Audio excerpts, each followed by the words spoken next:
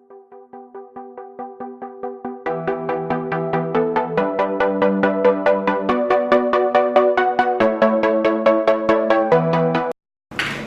eu sou o Luiz Alex, né? Eu sou, além de um dos coordenadores do grupo, eu também vou ser um instrutor de vocês.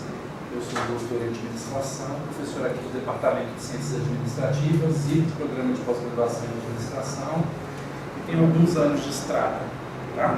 Bem, a primeira coisa que precisa ficar claro é o que é um projeto. Tá? E aí é interessante falar com vocês isso para dizer especificamente de onde eu falo. Eu falo a partir da área de administração, que é uma área em que, apesar de, enquanto campo de conhecimento científico ser muito questionado, etc., ele é o campo da organização. Se tem uma coisa que é central na administração, é a organização. Então, o campo por excelência, onde questões como essa de projeto, elas são meio que naturalizadas, porque mesmo que eu não conheça exatamente os termos, ou como é que esses projetos eles se apresentam, a área de administração é um campo que a gente lida com uma naturalidade maior com essa ideia de uso de recursos, organização, disponibilização e tal. Então é um campo que é muito, eu não diria que é fácil, mas é um campo que é mais próximo dessas coisas que eu vou falar. Então é desse lugar que eu vou falar. Porque é claro que um projeto qualquer, ele vai trazer em si uma complexidade enorme de aspectos teóricos, metodológicos, epistemológicos, políticos, éticos, que todos estão imbuídos do que eu vou lidar quando eu proponho alguma coisa. Só que eu vou trabalhar com vocês uma perspectiva muito pragmática. Tá? Pragmática por quê? Porque as dificuldades relacionadas à elaboração de projetos, elas dizem respeito, primeiro, a uma enorme variedade de compreensões a respeito do que é um projeto, né? Portanto que essas diferenças é importante você reconhecer as diferenças que existem, mas elas são diferenças que não são tão centrais assim, quando eu falo de projeto de pesquisa, projeto social, projeto de consultoria, projeto, sabe, eles são todos muito parecidos na maneira de você pensar, e eu estou trabalhando com vocês numa perspectiva de elaboração de um produto. O projeto para nós vai ser um produto, tá? E isso é uma primeira coisa para deixar claro para vocês, que quem escreve projeto tem um interlocutor em vista, tá? Seja a pessoa que é o financiador do projeto, que vai avaliar se o meu projeto vai ser aprovado ou não. Seja a banca de tese ou de dissertação que vai avaliar se o meu projeto ele é adequado. Seja o financiador de um projeto social, seja o empresário que vai aprovar minha consultoria, seja uma comunidade para a qual eu vou fazer um projeto de extensão. Todos esses exemplos que eu mencionei, eles vão lidar com a mesma variável, que é de nós termos um interlocutor direto. Portanto, eu tenho aspectos técnicos, coisas que não podem faltar na minha proposta, que vou falar daqui a pouco, mas existe uma coisa que não é menos importante, que é saber para quem se dirige esse projeto. E é por isso que a gente encontra pessoas que são capazes de fazer projetos tão bons e esses projetos não são aprovados. Porque nós temos que considerar as particularidades das nossas áreas específicas de conhecimento e também de com quem nós concorremos. E isso é uma coisa muito séria para a gente pensar, porque esses projetos eles vão acontecer em função de uma série de características. Tá? Eles são simultaneamente necessários porque é preciso planejar o que eu vou fazer, por isso o projeto ele é importante, é um outro nome para planejamento. Tá? Eu vou precisar organizar, isto é, aquilo que eu disse que eu vou fazer, eu preciso dizer quais recursos serão alocados, como serão alocados, quem irá fazer a atividade, quanto tempo e assim sucessivamente. Tudo isso são variáveis de organização. Tá? O projeto também é fundamental, ele se justifica por conta de controle, tá? Porque essa palavra controle é muito cara para os administradores, porque tudo que eu planejo já está embutido no controle. Tudo. Então, por isso que às vezes a gente encontra projetos que facilmente os avaliadores percebem que eles são pretensiosos ou não execuíveis, porque às vezes a pessoa coloca uma coisa muito legal no objetivo e não tem como fazer dentro daquele prazo específico. E o projeto às vezes é recusado por causa disso. A pessoa tem boas intenções, mas isso não é suficiente, porque o avaliador está preocupado em execuibilidade, ele está pensando no tempo, ele está pensando no recurso, uma série de outras coisas que são aspectos de ordem técnica, mas em alguns casos esses aspectos técnicos eles podem ser associados a elementos políticos também e viram justificativa para recusar o projeto. Então a gente tem que ter essa clareza de não dar margem para essas coisas acontecerem. O projeto também é necessário por conta de racionalização. Ele te obriga a pensar no amanhã. E isso é uma coisa que para nós brasileiros é um exercício terrível, que é o de organização. Né? Porque, já começando a esculhambar o projeto, eu sempre faço o começo sério e não dá certo. Né? Nós somos a pátria da esculhambação. Né? Isso é uma característica muito interessante, porque nós temos uma flexibilidade enorme para fazer as coisas. Se porventura esse prédio aqui fosse cair, alguma coisa assim, a gente quisesse fazer isso no meio da rua, a gente dava um jeito. Não é uma coisa que nós estranhamos demais enquanto povo fazer isso. Só que isso também é péssimo para nós, porque a nossa capacidade de planejar, de organizar, ela é horrorosa. E isso em projetos aparece de maneira muito clara. Tanto que essa variedade de perfis aqui, ela só mostra a necessidade de nós discutirmos isso de uma maneira um pouco mais qualificada. Projetos também são importantes por conta da formalização. Colocou no papel vira outra coisa. E é importante nós termos em mente que projetos para nós eles vão constituir uma forma de documentação. Não apenas de planejamento, mas de documentação. Inclusive até uma variável que muita gente trabalha de qualquer jeito, como por exemplo o cronograma.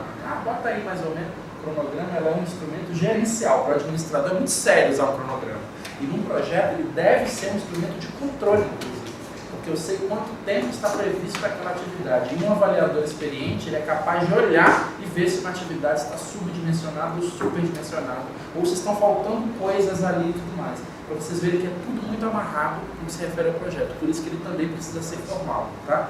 E a última coisa que justifica o projeto é a escassez de recursos. Né? Não estamos lidando, muito menos agora, né, com esse governo que a gente tem aqui no Brasil, não estamos lidando com um contexto de abundância de recursos. Então, como os recursos são escassos, nós vamos precisar competir por eles. E a gente está falando de agência de fomento para pesquisa, eu estou falando de extensão, estou falando de praticamente todas as esferas.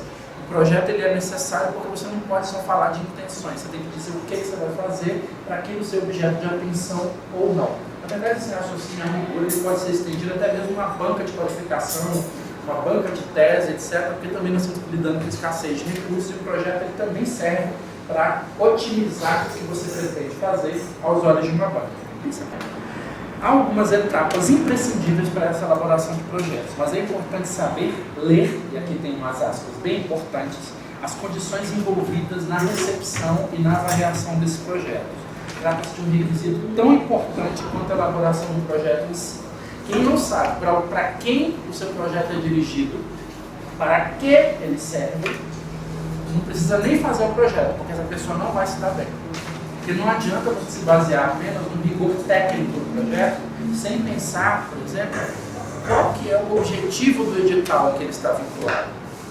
Qual é o grande argumento que vai pesar no meu projeto para ele ser diferente dos demais projetos. Querem ver um exemplo interessante disso? Apesar de eu ter, até me desculpo por isso, não ter colocado foco em projetos sociais, mas ele vai ser tratado no âmbito como um todo.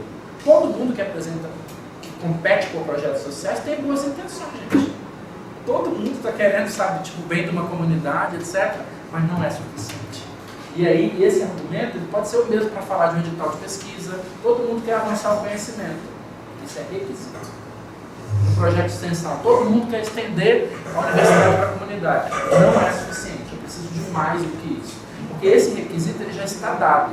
Eu me lembro há uns anos atrás que eu fiz uma entrevista com um aluno aqui e na ocasião nós perguntamos o que ele tinha a oferecer para nós. Ele falou, não, eu tenho a oferecer que eu sou um aluno aprovado no vestibular da UFMG. Eu falei, você e 10 mil pessoas aqui num raio de 2 quilômetros.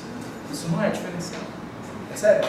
E é o mesmo raciocínio que a gente tem que ter em mente. Só a capacidade de elaborar um projeto, tecnicamente, ela é insuficiente. Eu preciso fazer isso, mas também ter uma atenção à linguagem, uma atenção a qual é o apelo daquele edital específico, uma atenção a quem são os avaliadores possíveis, uma atenção à bibliografia e outras coisas que eu vou falar daqui a pouco. Tudo bem até aqui, gente? Posso seguir? Bem, cabe aos pesquisadores avaliar, então, a importância da pesquisa que se propõe a fazer, ou a extensão, ou o projeto em si. É importante especificar de maneira nítida as suas pretensões, mostrando de que forma E em que ponto o trabalho acrescentará algo ao estoque atual de conhecimentos. Tá? Um excesso de modéstia pode desinteressar o leitor, ao passo que ambições fantasiosas podem ser traídas pela leitura, desacreditando os autores. Os dois extremos são dois extremos a serem evitados. Claro que o simples é sempre muito atraente para executar, mas num projeto ele não pode ser uma coisa tão elementar que a pessoa fala, não tem motivo para esse projeto existir, para essa pesquisa acontecer, ou para essa extensão ela ser viabilizada, para receber recursos. E na outra ponta, um projeto que quer estudar a civilização judaica cristã ocidental, ele não vai dar em lugar nenhum também, porque a pessoa sabe que não vai ser possível executar aquilo dentro, por exemplo, do tempo que eu tenho em vista, dentro dos recursos, dentro das metodologias disponíveis para aquela área, e essas questões elas precisam ser muito claras. Por isso que a palavra que vocês mais devem ouvir ao longo da vida de você na universidade é recorte. Recorte, recorte, recorte, até que você fica realmente muito frustrado da sua vida, assim, um eterno recorte, e você faz uma coisa muito pequenininha de verdade, que é a sua pequena contribuição para o avanço daquele conhecimento específico, qualquer que seja ele. E é nessa perspectiva que a gente tem que trabalhar com o projeto. Eu tenho que trabalhar com uma pretensão de contribuição, mas uma contribuição simples, mas não simplória, dentro daquilo que me propôs fazer, o que quer que seja. Ok, gente? Posso seguir? Sim. Professor, pois não. Deixa eu fazer uma pergunta.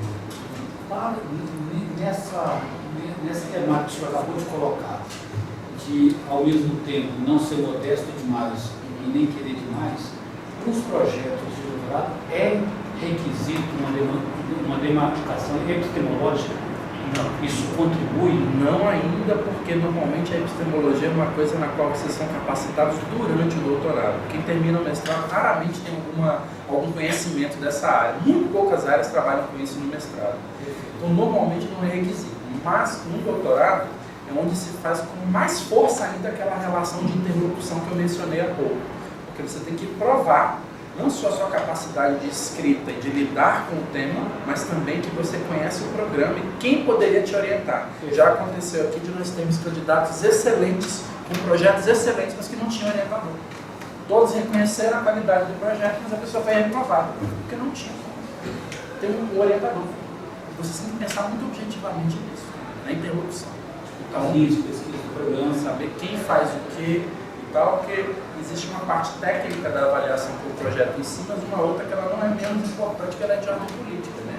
Quem vai abrir as asas sobre você? Quem que vai defender o seu projeto e assim por diante, né? Muitos editais, tá? Eles vão separar a introdução de justificativa, tá?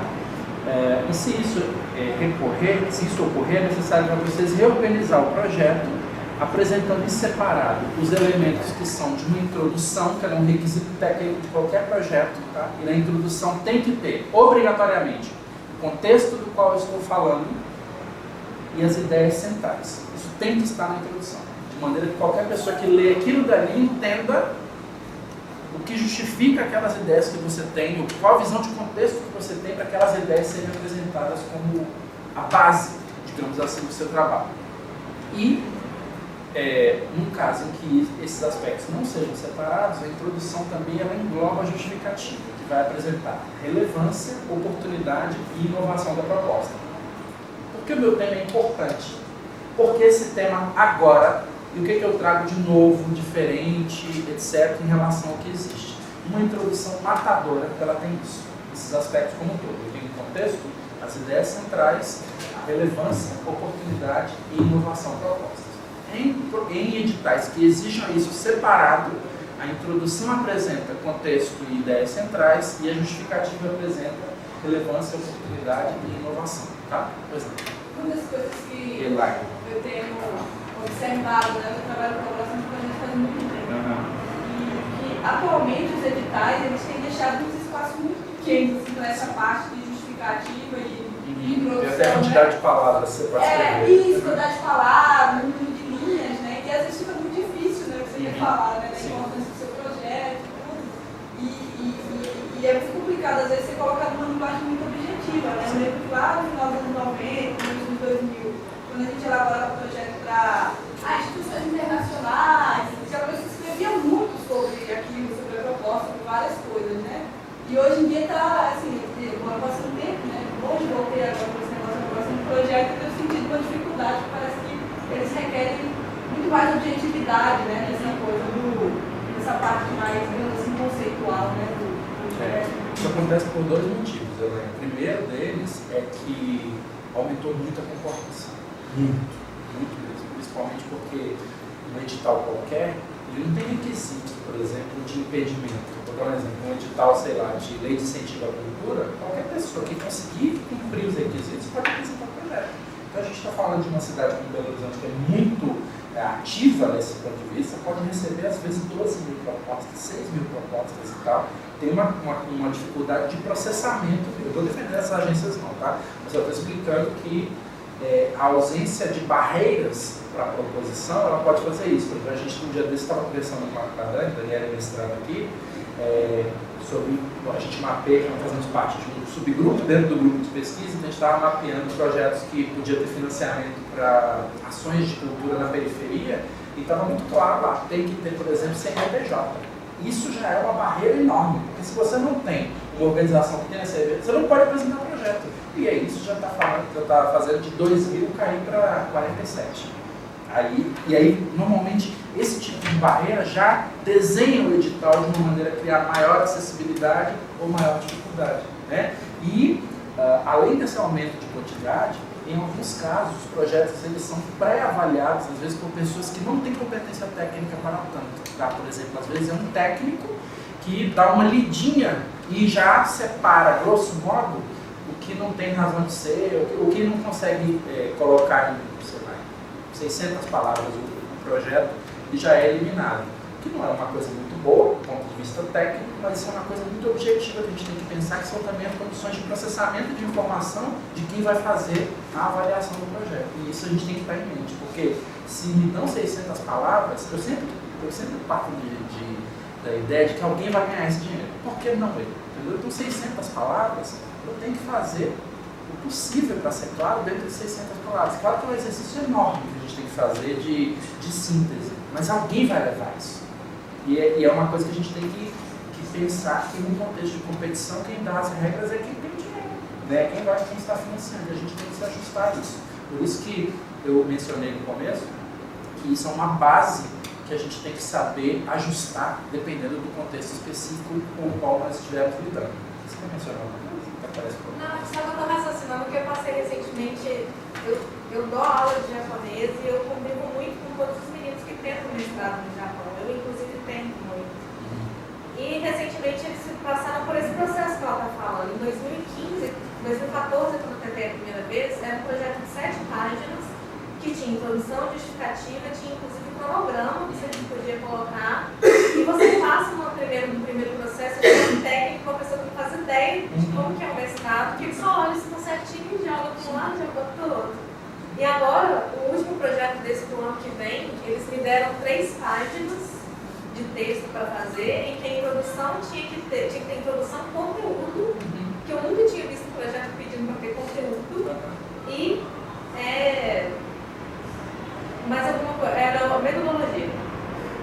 E só, 3 páginas, assim, que eu tinha que falar essas 3 coisas para defender com os 2 concorrentes desse processo. E o pessoal, todo mundo que se conhece, foi colocado com o outro desesperado. Assim, como eu faço 3 páginas justificando por uma bolsa do Japão? Alguém vai fazer. O que eu vou fazer, sabe? É muito objetivo. Por isso que quando eu mencionei para vocês que é uma coisa bem fria de administrador, produto, que é isso? A gente pensando que vai atender a expectativa de alguém, nesse caso alguém que está financiando ou definindo as regras. A mesma coisa que a gente é professor, né? Se o professor é gente boa, ele começa deixando você fazer resenha de 10 páginas e tal. Eu não deixo o mestrando fazer resenha de mais de 2 páginas. Se você não consegue colocar em 2 páginas que você tem a dizer, você não consegue fazer.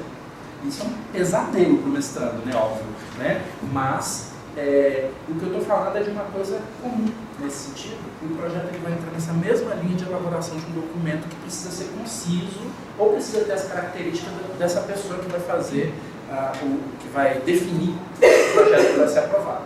Ok? Vamos adiante. Você passou outra, Elise? Elise é uma assistente pensa. Estava no 7, foi pro 8. Bem, em projetos especificamente de pesquisa, existe uma diferença clássica chamada de objetivo geral e objetivos específicos. O que é isso? O objetivo geral ele vai desenhar em linhas bem amplas o que é que você pretende fazer, mas normalmente ele tem essa característica de ser vago o suficiente para você não ter uma pegada muito concreta. Como vai ser feito? Não, isso aponta uma direção.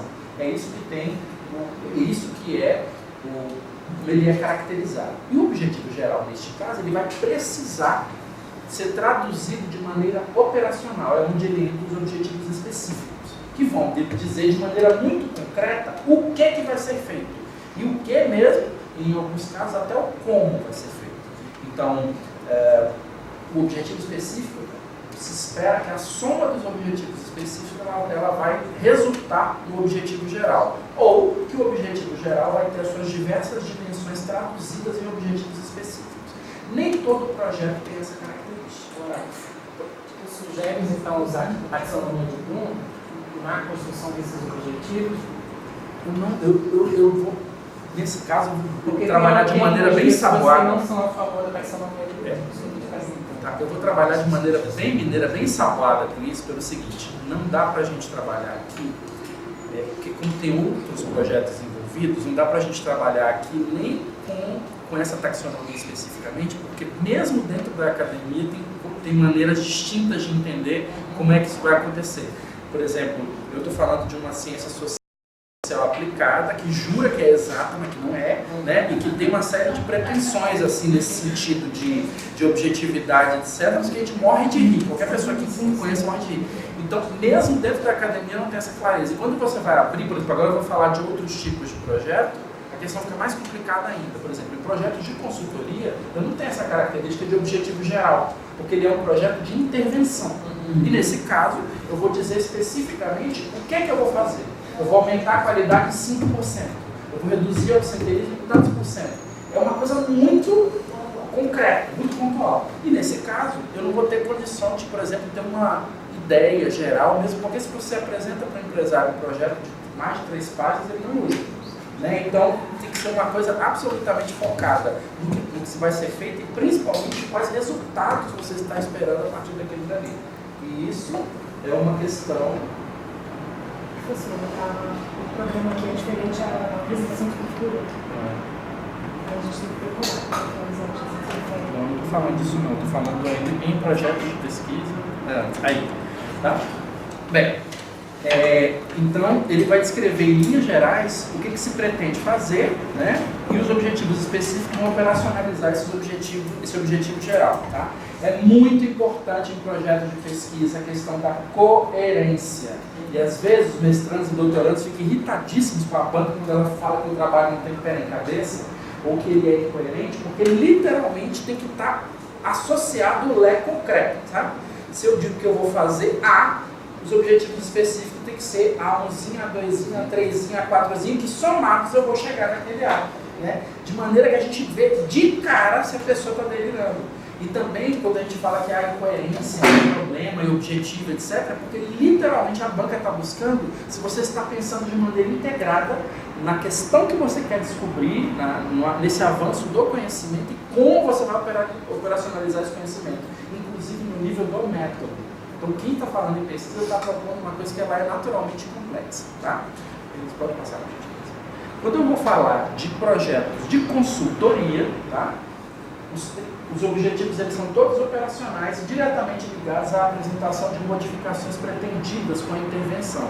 Então, quando eu vou falar com o empresário, eu vou, por exemplo, quero reduzir o absenteísmo em 10%, vou fazer isso e para isso eu vou fazer isso. Eu apresento o que vou fazer e como vou fazer. E o que é comprado, na verdade, pelo empresário, é essa capacidade de solucionar o problema, qualquer que seja ele. Tá bem? Em projetos de extensão, tá, que nós estamos falando aqui de extensão universitária, mas também que conversa muito com os projetos de cunho social, cada ação, programa ou projeto precisa definir o seu propósito. E o escopo do que se deseja está traçado em cada objetivo. Isso é uma coisa muito importante. Normalmente se lida com projetos sociais apenas com essa lógica das boas intenções. Isso não é suficiente. Eu preciso de métricas para cada coisa que eu colocar. Então, por exemplo, essa atividade aqui, essa oficina metodológica, é uma ação de extensão do nosso núcleo de pesquisa. Nós temos um projeto na Pró-Reitoria que diz que isso aqui faz parte das nossas 17 ações de extensão. E essa métrica tem, e essa ação tem métrica. Eu tenho que realizar não sei quantas oficinas, tenho que ter não sei quantas pessoas atendidas, eu tenho que gravar vídeo, por exemplo, colocar no nosso canal no YouTube, etc, etc. E essas todas são métricas, de maneira que me perguntarem, o objetivo foi alcançado? Eu jogo os números. Tá? Eu tenho que ter essa métrica. Essa coisa de dizer, o objetivo do meu projeto é fazer com que as pessoas fiquem satisfeitas com o programa da prefeitura. Como é que você vai fazer isso? Metodologicamente é impossível fazer isso. Sabe? Então, assim, é por isso que a gente precisa sempre pensar, em termos de projeto, em métricas que sejam observáveis, de certa maneira operacionalizáveis, se possível quantificáveis, porque quem for avaliar, por exemplo, quando forem renovar esse projeto aqui, ele vai verificar quais são os resultados que eu alcancei. E não é dizer assim, olha, meu público ficou super satisfeito com a oficina de elaboração de projetos. Por quê? Porque eu estou fazendo cara feia para mim? Isso não é suficiente, percebe? Eu vou precisar de uma métrica um pouco mais objetiva. Pode ser? Oi. Esse aqui.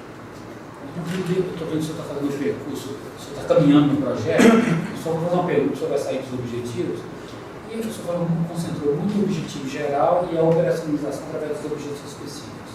A pergunta norteadora, o problema de pesquisa, o objetivo geral, ele tem que continuar, ele tem que ser a ação daquilo que eu pretendo responder, ou os projetos hoje não dão tão atenção, não foca mais essa pergunta norteadora?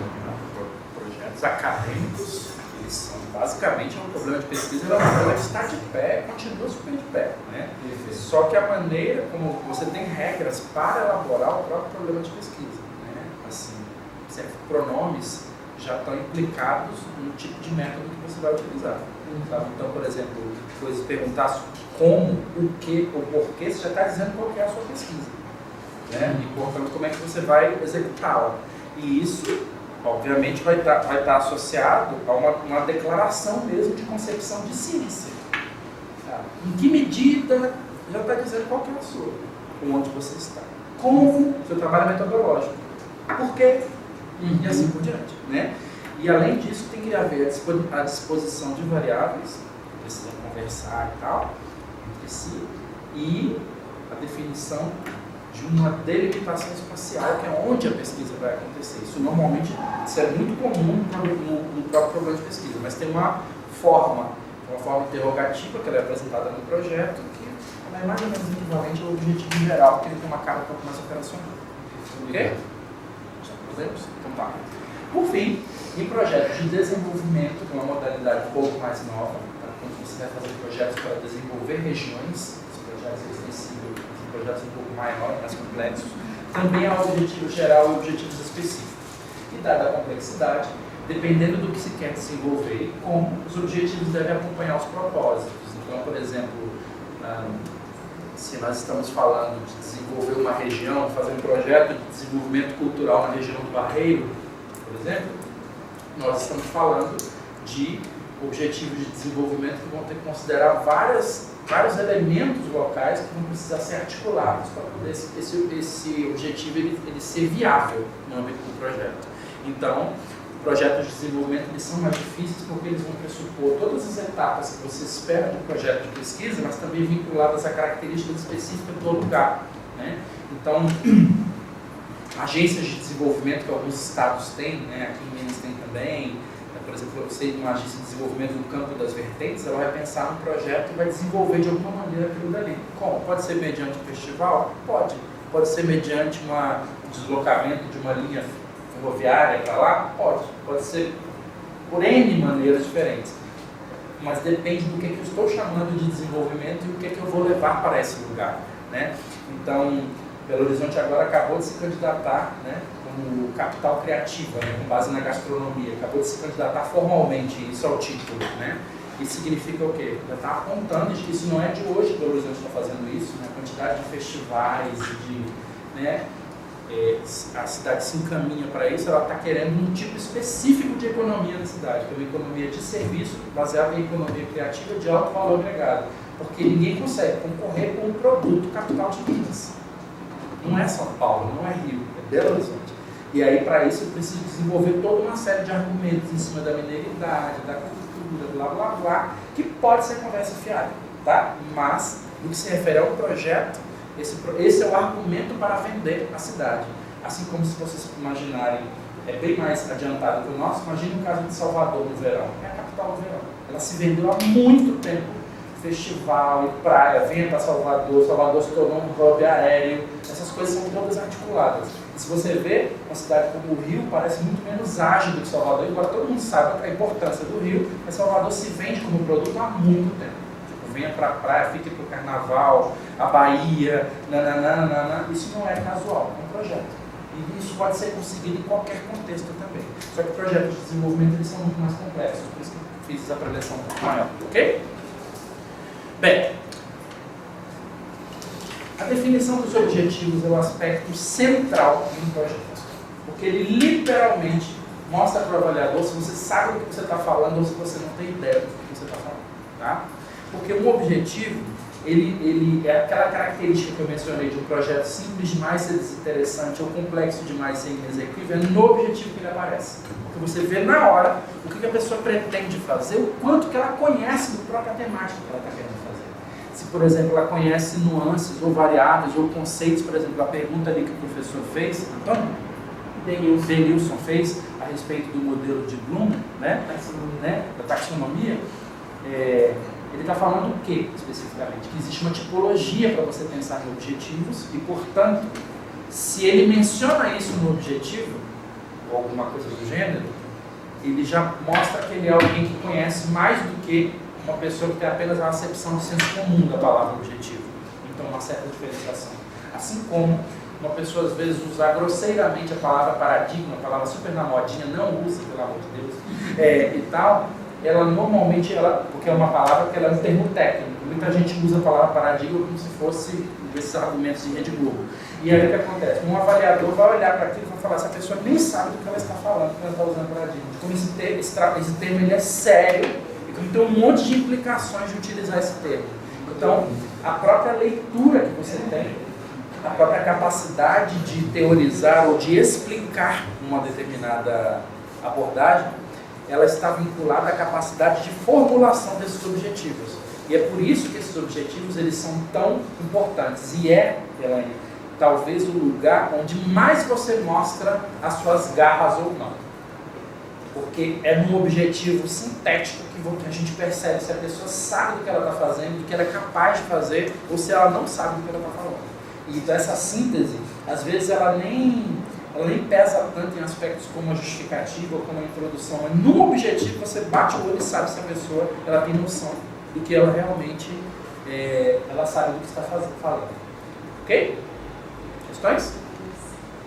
No caso do objetivo, pode começar, o ideal seria começar, por exemplo, a relação do projeto pelo objetivo. Normalmente você tem algum preâmbulo, alguma introdução, alguma coisa assim, mas o objetivo, ele já pressupõe, por parte de quem avalia, a ideia de que o proponente já pensou nisso, no que ele vai fazer.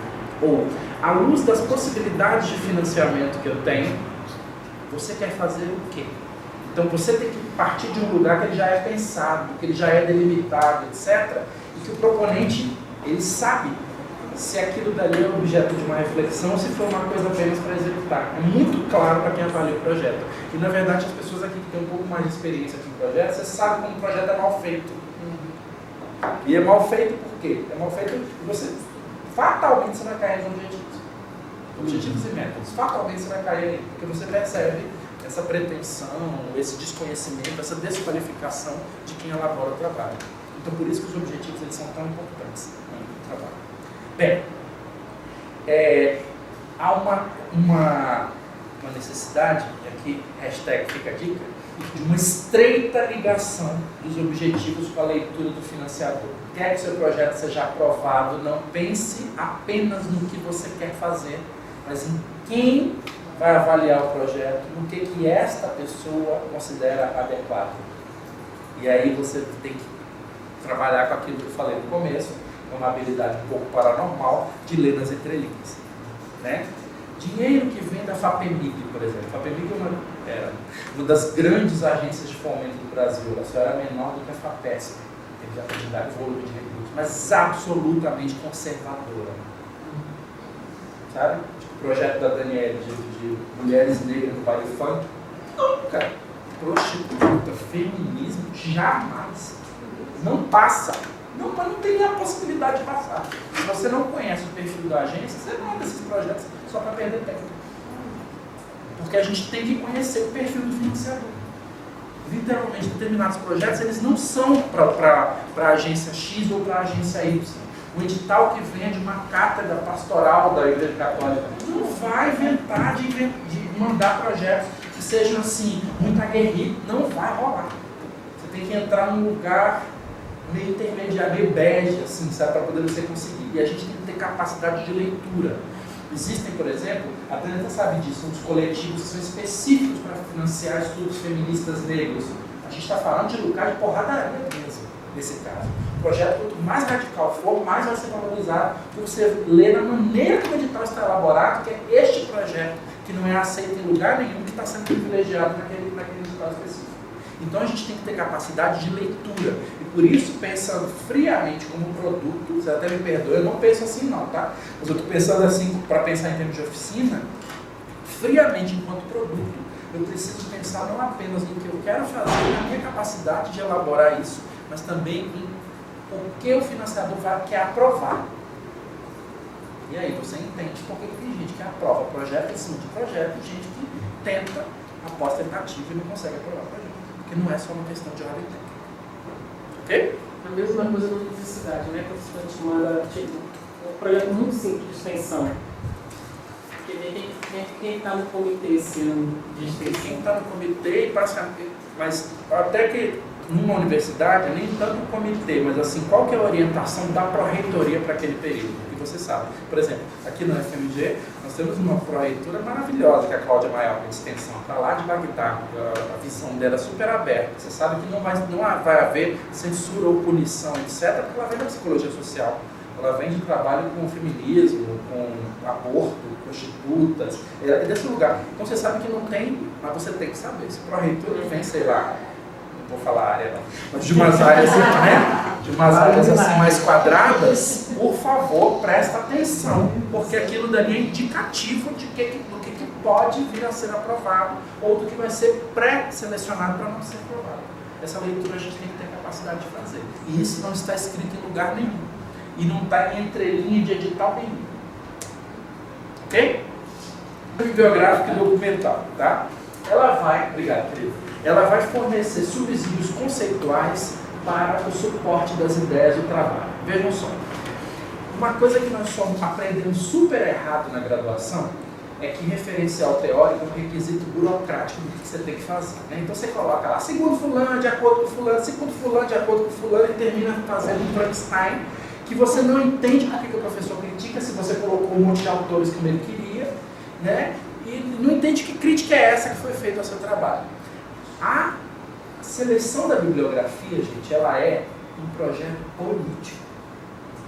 Escolher autores que vão fazer parte do seu trabalho significa excluir outros autores e, portanto, privilegiar uma corrente ou uma abordagem em detrimento de outras possibilidades de elaboração do projeto. E por que isso é tão importante? Porque avaliadores experientes, eles vão, entre outras coisas, verificar se o seu objetivo conversa politicamente com aquilo que você se propõe a fazer. Isso em projetos de extensão é fundamental, em projetos sociais é fundamental.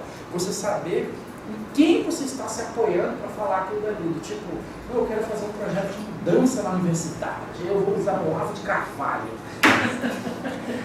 Me poupe, né? Você não vai fazer mudança coisa nenhuma, né? Então, e essas coisas que podem parecer, às vezes a pessoa usa um termo que é muito bom, ela usa o mesmo termo que a outra pessoa usa, não é o mesmo termo. Você tem que entender quais são as bases, qual que é a discussão que é posta ali, e por isso que a pesquisa bibliográfica e documental, ela é importante, porque não é apenas nós nos aproximarmos deste campo como um todo, mas também qualificarmos esse campo à luz do que nós queremos para o nosso trabalho. E, portanto, o que entra e o que não entra no trabalho. Então, eu posso dar o exemplo do seu projeto? A Daniela trabalha com subjetividades de mulheres negras no contexto do baile funk, né? Então, ela tinha várias possibilidades teóricas, e uma possibilidade teórica chama decolonialismo, que é a ideia de você recusar o conhecimento europeu, porque ele não é capaz de explicar um contexto periférico como o nosso, principalmente um contexto periférico dentro da periferia, que é o caso de um baile funk e tudo mais. Pois bem, quando chegou na banca, só que tem várias possibilidades. A Daniela adotou a perspectiva pós-estruturalista, que é de recusar a noção de essência do sujeito. Então, ela estava falando de uma mulher que ela é negra, simultaneamente negra e pobre e favelada e não sei o quê, e essas características como um todo desestruturam a noção tradicional de identidade. Tá? Uma das coisas que a Daniela foi duramente criticada na banca foi, por uma membro, foi o seguinte: como é que você está usando esse referencial daqui para falar de mulheres negras faveladas? É um referencial que você escolheu isso, mas é um referencial que ele deixa de lado e não responde a várias questões do seu projeto, que são de ordem política. Mas aí a Daniela tinha uma posição política também, e por que ela quis o pós-estruturalismo, e na banca ela defendeu a posição dela e tudo mais. Essa questão é muito comum, só que normalmente você não tem espaço de diálogo com o avaliador. Ele vai dizer que está errado e acabou, ou é insuficiente, ou não é adequado o seu projeto e tudo mais. Então não cai nessas parelas. A seleção da bibliografia de vocês é uma característica fundamental para que vocês possam qualificar as ideias de vocês, porque não basta querer fazer as coisas, é preciso ter um embasamento de quem estudou aquilo, por que aquela abordagem deu certo ou deu errado, por que aquele conceito ele é vago, falho, amplo, o suficiente para ser utilizado especificamente no seu projeto. E essas questões, elas são questões que elas não são pano de fundo. Na verdade, quem define a qualidade do projeto é a sua teoria. Porque ela não apenas pela discussão que você é capaz de levantar em cima daquele campo, mas principalmente porque quando chegar na parte de análise, a teoria que vai dizer qual é o fôlego que os seus dados vão poder ter para conversar com o campo de conhecimento. Sem pensar nisso, a análise, os orientantes sabem que eu uso muito esse termo, ela fica dizer que coisou a coisa, porque você não tem argumento, você fica perdido no empírico, fica perdido só nos dados. É a teoria que vai te dizer o que aquilo pode significar, que caminhos pode haver para aquilo dali. Claro que ela nunca vai ser um levantamento perfeito, e sempre o campo vai te mostrar coisas que precisam ser desenvolvidas posteriormente, outras direções, mas um trabalho mal feito nessa área praticamente mata o seu campo. Porque fica literalmente essa coisa de coisar a coisa, sabe? Dizer uma coisa, coisar a coisa, porque você não sabe o que você faz com aquilo. Bem, pois é. Jéssica. Olha só. Talvez seja no momento da pesquisa de bibliografia documental que a gente consiga identificar se o nosso trabalho tem um caráter inédito ou não, que é a existência de alguns projetos. Então, Doutorado, o que você quer doutorado e concurso de fantasia. Não, assim, o que é considerado esse ineditismo? Porque raramente a gente vai criar algo inédito. Esse ineditismo ele é, na verdade, nas relações entre as variáveis. Raramente a gente vai encontrar um tema virgem, né? Mas as relações entre as variáveis é que vai ser o ponto de ineditismo. Por exemplo, eu posso ter estudado feminismo periférico, mas feminismo periférico no contexto específico de uma festa, ninguém fez. Entendeu? É nesse contexto, porque aí eu tenho, essa festa não é só uma festa.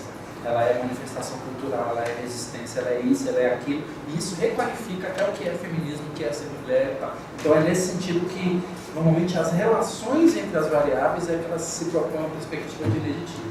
Mas, para além disso, eu preciso pensar nesse ineditismo como uma possibilidade de requalificação conceitual, inclusive. Conceitos que já estão trabalhados de um determinado jeito, e vem, às vezes, um autor ou uma perspectiva e dá uma outra luz para um conceito que já é muito conhecido. Ou acrescenta algo, às vezes redefinindo isso. Se você pega, por exemplo, um autor como Foucault, ele fez muito isso, ao colocar, por exemplo, que quem tem a palavra tem o poder. Isso é extraordinário, né? Porque até a possibilidade de você poder falar sobre alguma coisa já significa colocar em pauta temáticas que podem ser importantes apenas para o seu grupo de referência. Por isso que a universidade pública tem que ser aberta para transexuais, para travestis, para negros, para pobres, etc. Porque a gente não enxerga essas pessoas. A gente não sabe o que é o cotidiano de alguém que vive nesse lugar que é onde se entrecruzam várias interseccionalidades. Então, provavelmente, uma travesti falar de produção de conhecimento, ela está falando de uma coisa que a gente não tem ideia do que é. E, portanto, do ponto de vista político, etc., ela está falando de uma outra coisa. Por isso que a universidade pública tem que ter aberta para todos esses públicos, que é para poder ela ter capacidade, porosidade mesmo, para poder lidar com o conhecimento de uma maneira muito mais ampla do que ela é feita de fato. E é por isso que essa pesquisa bibliográfica ela pode já apontar tantos caminhos, mas é uma coisa que a gente faz super mais ou menos. E isso pode ser definidora da aprovação de um projeto ou não. Tá? Se eu estiver sintonizando mais, por gentileza, a pergunta da colega me remete a um outro cuidado na pesquisa bibliográfica. Eu tenho que perguntar ao senhor: como se precaver do problema gravíssimo que nós estamos vivendo de integridade da pesquisa? Porque às vezes nessa relação de variáveis e nessa busca de autores, você acaba esbarrando no autoplágio, em outras questões que diminuem a qualidade do seu projeto, às vezes por ignorância sua, o elaborador do projeto. O que o senhor, no seu grupo de pesquisa, tem feito para que os seus projetos, na verdade, dos seus orientandos, não caiam nesse erro? Olha, não tem muito parâmetro para isso não, né? Mas o que eu recomendaria para você é que se você estiver achando fácil, está errado. Simples assim. Se estiver achando fácil, está errado. Porque é difícil. Elaborar é difícil, gente. Pensar é difícil. Essa coisa de você pegar umas duas ideias, né, botar um i importante e achar que está tudo certo, não está certo. E é por isso que é uma coisa de uma complexidade grande, porque nós estamos falando de elaboração de conhecimento. Isso não é uma coisa que é ensinada para nós. A escola é um lugar de reprodução, infelizmente. Nós somos ruins em estudo de citações. Não, somos péssimos. Nós somos péssimos. Né?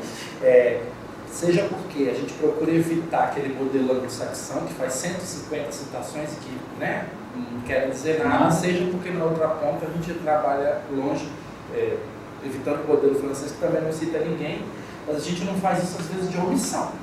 E isso que é muito ruim. Os nossos trabalhos produzidos no Brasil ou em Portugal, trabalhos em português, eles são pouco citados, porque nós citamos autores em língua estrangeira, de certa maneira não referenciando a nossa produção local. Isso é um problema nosso, é de ordem política também, é de ordem técnica também, mas a gente tem que trabalhar com isso de uma maneira um pouco mais clara. Mas o fato é de que a elaboração ela é um problema muito difícil. Assim. Gostei da resposta. Fácil. Isso não é fácil, está errado. Mas muitas vezes são cultural. Sim, mas a gente precisa mudar isso, né? Inclusive nos forçar a ver sobre prismas de análise que nós não estamos acostumados, pensar nessa pesquisa bibliográfica como uma possibilidade de confrontação, porque uma pesquisa muito linear também ela não agrada ao avaliador, onde todo mundo concorda com todo mundo, isso não agrada ao avaliador. Na verdade, o que é interessante é você apresentar que existe uma perspectiva A que diz isso, B diz aquilo, C diz aquilo, e você está abraçando a perspectiva C por causa disso. Isso é uma coisa bem trabalhada quando você teórica, você não ignorar os outros campos, né? Para evitar, inclusive, exercícios de fé, que existem tantas áreas aí, né? A pessoa abraça um autor, né? E passa a acender vela para aquele autor e tal, né? Vai aqui na ponta da língua falar, e a pesquisa, eu chamo a atenção que nessa pesquisa bibliográfica também a perspectiva de pesquisa documental. Muitos trabalhos que se baseiam também em documentos, porque raramente a gente tem uma temática que não vai esbarrar em algum tipo de regulamentação pública ou de um documento histórico que é o que regule ou que marque a existência do tema na área. E é muito relevante trazer esses documentos para a pesquisa, porque eles são úteis ao complementar o seu trabalho especificamente. Então, eu me recordo recentemente de um colega nosso no direito que ele conseguiu, por meio de pesquisa em cartórios antigos, identificar que aqui em Minas Gerais tem ações de pessoas negras escravizadas na justiça. Durante o período da escravidão, havia negros que ingressaram no sistema penal. Esse dado é extraordinário. Extraordinário por vários motivos. Nós estamos falando de um sistema de escravização que não era igual a todo o país, vocês sabem disso, né? os escravizados do Nordeste eles eram muito mais submetidos, violentamente muito mais submetidos do que os de Minas, porque aqui havia a possibilidade de você comprar a sua liberdade se você achasse uma pepita de ouro. Então, isso fazia com que mesmo escravizados eles tivessem algum tipo de algumas regalias, não é nem adequado falar isso, mas algumas regalias que não eram comuns a outros. Então não era uma coisa tão homogênea assim. Imagina as possibilidades de repensar rumos de pesquisa, etc. a partir daí, né? Ele não está dizendo que essa pessoa escravizada ela era uma usuária plena de direitos, mas que de alguma maneira o sistema penal ele é aberto para esse tipo de coisa. E aí, claro, dá para você pensar em N variáveis de como, porquê, e o que, etc. Como era possível pensar nisso e o que era lei para essas pessoas, né? O que era igualdade. Para vocês verem, um documento, às vezes, ele coloca isso. E isso dá para a gente pensar em praticamente qualquer temática. Pega, por exemplo, no caso da Fabiana, trabalhar com a política de saúde mental no país. Talvez se você pegar os grandes marcos regulatórios, eu tenho literalmente uma visão de quem eram as pessoas de sofrimento mental e como é que elas deviam ser encarceradas, dopadas ou libertas, etc. Isso está mostrando a política pública, como é que o Estado lidava com essas pessoas e tal, por causa, às vezes, de um documento. Então a gente tem que se abrir para essas possibilidades que às vezes elas estão apontadas para nós. Pensa no Sistema Nacional de Cultura, pensa nos pontos de cultura, nas possibilidades que estão embutidas de pensar a arte e assim por diante, tudo lá. Só que o documento ele tem que ser usado com parcimônia, né? Porque uma coisa que é apresentada como documento e não é usada também, o avaliador fala que colocou, né? E uma coisa que para não ser trabalhada, é melhor não constar no projeto. Tudo tem que ser muito bem pensado. Ok? Posso seguir? A qualidade de um projeto de pesquisa vai ser diretamente ligada à qualidade da bibliografia. Tá? É uma relação das mais exatas que existe em pesquisa, é essa. A seleção de quem embasa o trabalho determina até onde ele pode chegar em termos de análise e contribuição. Em projetos de extensão, de consultoria e de desenvolvimento, isso possui um peso menor, embora ainda seja relevante. Tá?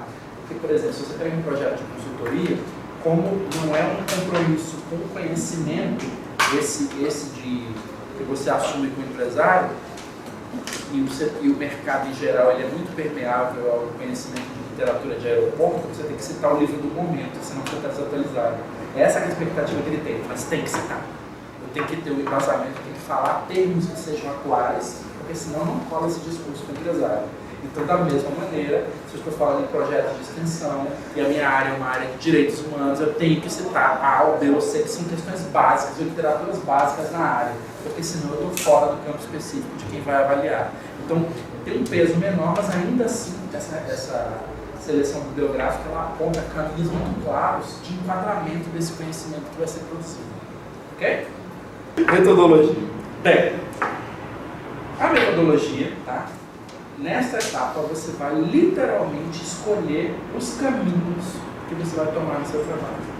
E a metodologia, junto com os objetivos, é quem aponta se o seu trabalho ele é execuível ou viável aos olhos de quem vai avaliar.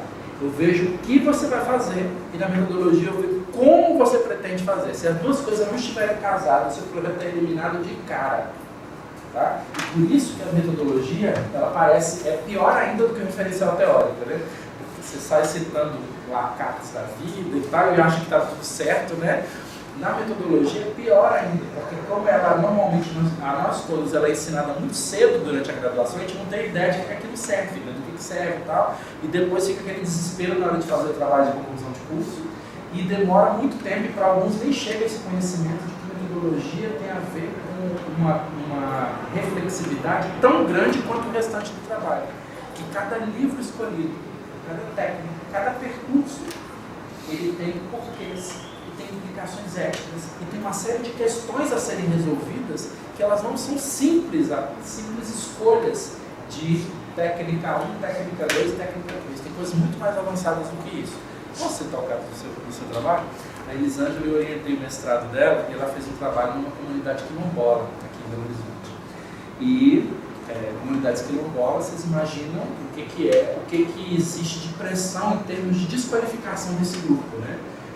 Vão tentar chamá-los o tempo todo de favelados, de outras coisas para descaracterizar esse vínculo que por Bob, dizendo que na verdade que o quilombo só existiu na época da escravidão.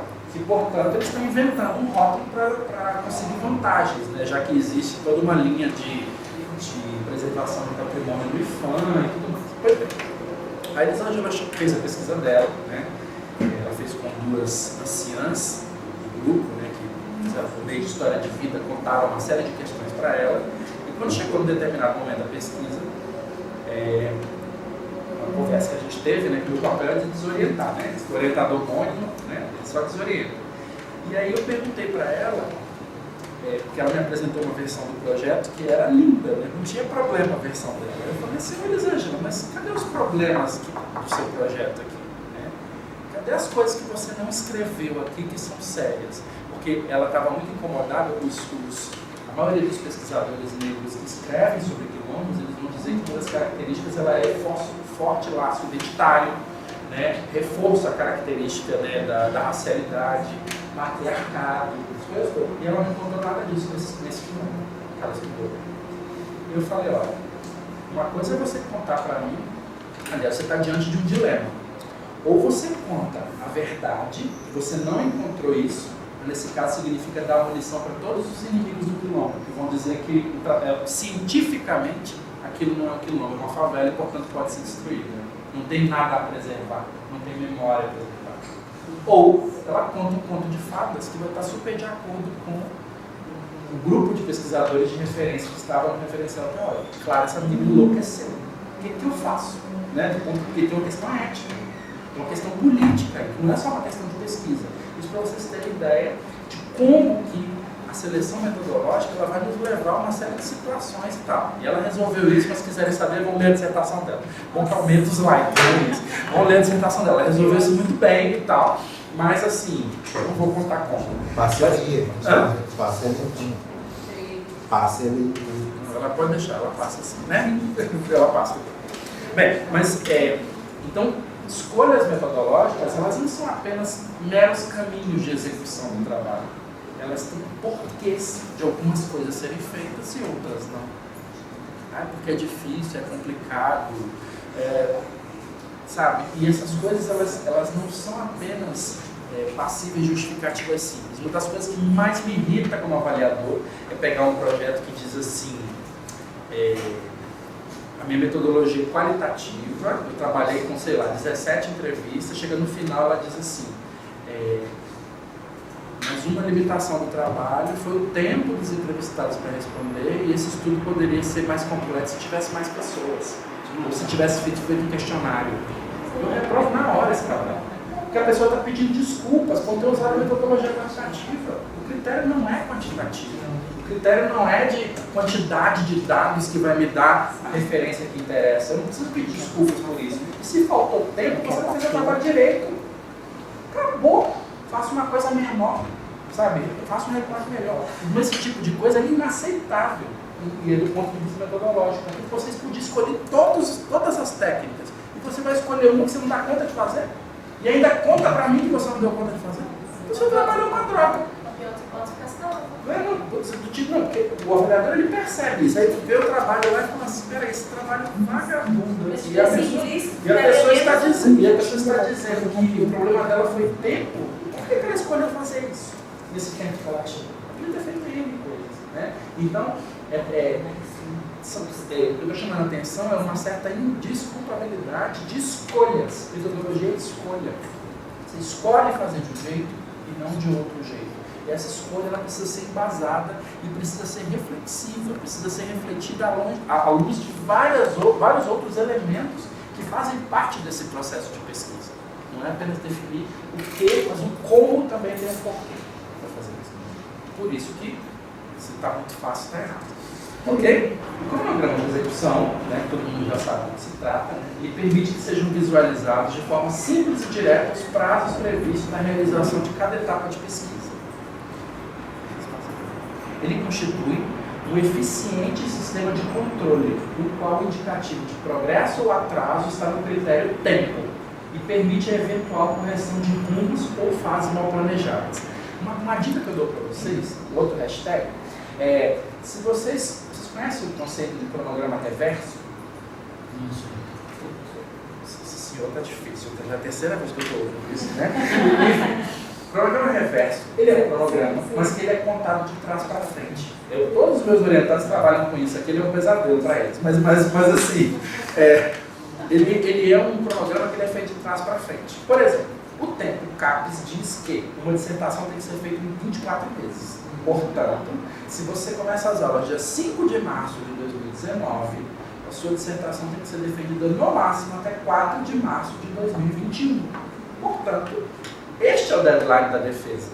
O cronograma reverso é assim. A última coisa é dada no último momento. Então, se eu preciso de um mês para depositar, dia 4 de fevereiro isso tem que estar na mão da banca. E, portanto, eu vou precisar de um mês antes para estar na mão do revisor. Então, dia 4 de janeiro, a sua dissertação tem que estar pronta.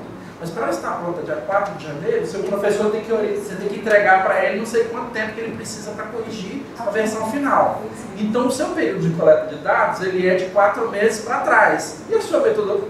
E você vê que você já está atrasado. Sempre. Mas esse cronograma, ele é sensacional no sentido de controle de tempo. Agora, claro que é um desespero, né?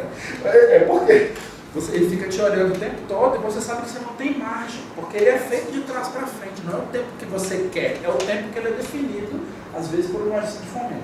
No caso específico de editais, normalmente o prazo já está no edital, então esse cronograma ele é meio que induzido. Se ele diz que o projeto é de 24 meses de execução, já está claro quando é que você tem que entregar o relatório final e, portanto, quando é que você tem que fazer pesquisa, quando é que você tem que fazer cada uma das etapas. Então, pedir prorrogação de prazo é possível, mas pega super mal nessas agências, entendeu? Porque significa que enquanto aquele relatório não é entregue, o recurso não está disponibilizado para o próximo pesquisador. Então tem uma coisa mesmo de comunidade que ela é implicada quando você pede um adiamento de prazo e isso fica na sua fichinha lá de avaliação, porque também você tem um histórico operacional enquanto avaliador, né? Um histórico de, como é que eu vou dizer, um histórico administrativo do tempo que você precisou a mais, ou do prazo que você pediu prorrogação, e isso vale para todos os lugares, gente. Eu estou falando para vocês que um orientador de mestrado que pede adiamento de um mês, ele está se queimando no seu programa, porque isso fica registrado. Então ele é um orientador que sempre pede para aumentar o prazo dos orientadores dele. Isso pode, às vezes, levar um puxão de orelha à toa, sabe, o coordenador do programa. Dizer assim, olha, você, professor, que sempre pede para adiar o prazo, fica de olho no seu mestrando. Não precisa desse tipo de questão. Isso vale para recursos de pesquisa, isso vale... Está confuso aqui? Isso vale para recursos de pesquisa, isso vale para esses projetos, porque nem todas essas coisas elas são aspectos de ordem técnica que eu estou mencionando aqui, mas que são controláveis, às vezes, numa planilha de Excel por uma pessoa que não seja pesquisadora, mas ela é capaz de verificar. Isso pode fazer perder pontos na planilha, saber que sempre é aquele pesquisador que adia e entrega o relatório. Então, essas coisas, elas todas fazem parte de um histórico que, em alguns casos, pode depor contra nós. Ok? Posso seguir? Bem, o cronograma também, eu já mencionei essa questão dos editais aqui, como o prazo é definido por antecedência, o cronograma serve para direcionar os objetivos dentro de um horizonte temporal concreto. Tá? Tem uma coisa que eu uso nos projetos dos meus orientandos, mas que assim, nem todo mundo precisa usar, mas pode ser um jeito de facilitar para vocês. Quer dizer, olha, eu quero identificar isto, o que será feito desta forma, porque você já embute o método no objetivo. E assim, na hora de você pensar o cronograma, quanto tempo eu preciso para executar essa atividade? Por exemplo, quero trabalhar com as identificações de gênero das mulheres no contexto do baile franco, que vai ser feito por meio de entrevistas. Quanto tempo eu preciso fazer entrevista para identificar essa variável? 3 meses? 1 mês? 2 meses? É rápido de fazer? É longo de fazer? E isso tudo vai para o cronograma. Porque aí quando eu vou pensar em pesquisa de campo, todos os meus objetivos específicos e as técnicas a eles associadas vão dizer para você de um horizonte temporal em que a pesquisa vai ser executada. E por isso que essa sensação de nós estarmos atrasados, como eu mencionei, ela é comum, porque normalmente precisa ter um volume muito grande de informações que são coletadas simultaneamente. Né? Dependendo do tempo que você gaste no planejamento da pesquisa, normalmente a execução vai mais bem sucedida ou mais rápida, mas nem todo mundo consegue fazer isso. E por isso que o projeto, a gente volta lá no projeto, ele amarra essas questões todas. E por isso que quando você apresenta um projeto que ele é simples demais, eu fico me perguntando se eu deveria avaliar positivamente para você receber recursos. E quando ele é complexo demais, se essa pessoa tem noção do tanto de coisa que ela vai precisar de fazer e aquilo não vai dar tempo. Então, por isso que eu falei que essa forma de colocar no papel vira ônus e bônus, né? Mas é necessário a gente poder ter um parâmetro um pouco mais concreto. Eu tive algumas experiências com extensão, né, universitária no caso, na ProEx, né, de duas estaduais, né, de universidades estaduais da Bahia. E aí uma coisa que a gente via muito frequentemente tanto do interno, né, os professores que levavam seus projetos com suas equipes pedindo financiamento da instituição ou apoio para a elaboração da equipe para submeter a alguma entidade de fomento, o próprio Ministério da Educação à época, né? Ou a comunidade, né, os movimentos que vinham pedir apoio das instituições para os seus projetos comunitários. E aí essa coisa da estruturação do cronograma, né, completa, enfim, sempre era atravessado por algumas questões, por exemplo, de ordem administrativa, burocrática. E aí, porque eu vou precisar de um documento da prefeitura. Mas já falou com o gestor? Não, mas eu conheço gente lá dentro e tal. Então, assim, e essa coisa de mudança, né, nas estruturas, e aí aquela pessoa que... Comitê de ética e pesquisa. Pois então, muitas vezes a gente não consegue mensurar, pensar, prever essas questões que impactam diretamente no cronograma, né? E aí, com muito recurso, às vezes era devolvido por conta de etapas completamente, digamos assim, distintas do núcleo da execução da coisa, ou da proposta em si.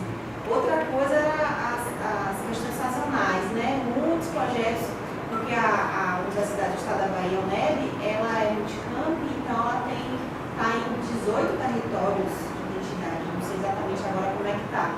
Mas ela, então assim, pegava muita coisa do sertão da Bahia.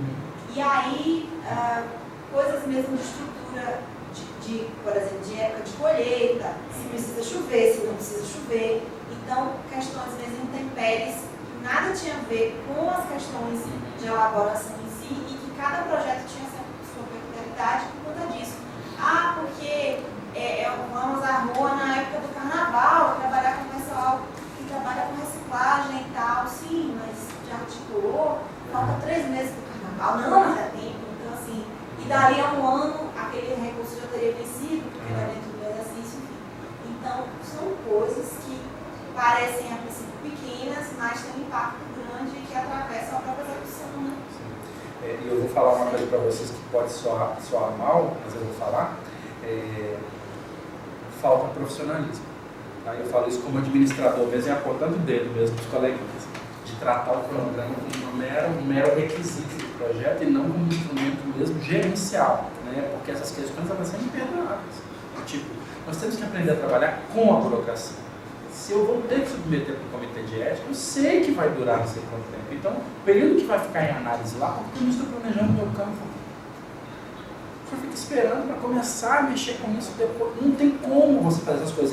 Eu preciso conhecer o suficiente do meu campo específico para saber se o meu trabalho vai precisar ser aprovado pelo comitê de ética, por causa das revistas ou dos livros que eu quero publicar depois, se vai precisar daquela autorização, se não vai precisar, os caminhos, os tempos, as pessoas que vão ser implicadas no projeto, isso não tem essa disposição não, gente. E existe uma coisa muito arrogante por parte de nós, acadêmicos, de achar que a sociedade, a gente faz um favor para a sociedade se a gente sai daqui e vai lá ouvi-la. Uma postura completamente equivocada. O conhecimento é para ser produzido ele não pode incomodar as pessoas, ele não pode tirá-las da sua rotina. Ou então ele vai ser um conhecimento de qualidade inferior. Imagine uma pessoa fazendo uma pesquisa sobre a vida no sertão, com a pessoa colhendo no momento que é mais importante para ela, que se der errado ali, ela perde tudo, ela pode passar fome. E eu estou do lado fazendo a pesquisa porque eu não planejei isso, porque eu não tive sensibilidade para o público específico no qual eu trabalho. Esse tipo de coisa é imperdoável, sabe? E nós temos que descer o salto alto da universidade como um todo, sabe? De pensar os nossos projetos como sociedade. Qualquer que seja a instância, qualquer que seja o projeto. E isso, claro, que é um exercício que é difícil, mas a gente precisa aprender a fazer. É um exercício de se colocar no lugar do outro, de mexer na nossa linguagem, de pensar nos tempos, de pensar na burocracia. São coisas que a gente vai ter que lidar com isso. Se quer fazer, tem que fazer, você tem que aprender a fazer. Não dá para fazer, apesar das pessoas. Falando em preconceitos, em fazer tom, essa coisa de se colocar no pedestal para certo ponto, né? Aí eu me lembrei de uma situação num desses eventos nossos aí, que não é, né? Passado, onde a pesquisadora, né, tinha finalizado a coleta do doutorado, falando em sertão, aí ela dizia, logo criou, né, um clima amistoso, né, dizendo que chegou logo lá e pegou uma verminose, porque ela procurou um lugar para lavar a mão, não tinha torneira, enfim. Então, lembrei também disso, né, dessa questão do olhar, né, desse pesquisador, que uma coisa é a elaboração do projeto ali no gabinete, do ar-condicionado, enfim, e outra coisa é o campo, né? Então, assim, falando em cronograma de novo, ligado à coleta, essa lacuna dimensional, né, de mundos aí entre o que a gente tem de expectativa e o que o campo vai nos oferecer, também cria essa, digamos assim, tem que ter um espaço pensado, planejado, para que possa vir destoar daquilo que a gente digamos assim, imaginava da situação, que não é a concreta nossa, é a concreta. Porque existe uma dinâmica social vinculada à pesquisa. A gente não pode fazer de conta que ela não faz parte do processo. Mas aí a gente volta aquela tua primeira fala, né? É assim, como lugar. Eu estou falando da onde? Né? A gente avalia esses projetos, falo que tem outras realidades, porque eu venho do norte, é uma realidade muito diferente. Então tem projeto que quer corrideirinho na vazante que não tem água, mais ou menos assim. Né? Então são outras realidades também que não condiz com o que é proposto para o comitê de extensão e acaba não sendo avaliado. É desqualificada, a pessoa não entende por quê. Aí pergunta aquela coisa que tu falaste agora, qual é o lugar? No processo de planejamento, não foi pensado isso? Isso é um exercício para a gente, né? Porque trabalhar principalmente pesquisas humanas, sociais aplicadas, a gente tem que pensar de uma outra forma, né? E isso é um desafio para nós. Posso dar para vocês um outro exemplo, um caso que eu sempre menciono de uma banca que eu participei, que a pessoa queria trabalhar com pessoas em situação de rua, ela queria fazer uma etnografia. E ela organizou sua vida lá, para ir lá, tipo, a proposta para a banca era fazer uma etnografia, né? E do jeito que ela escreveu, parecia que ela queria ir 3 vezes por semana em horários variados. Tipo, ficar de manhã até de tarde no dia, de tarde até de noite no outro dia e tal. E a banca perguntou, e quando você tiver fome, você vai no McDonald's?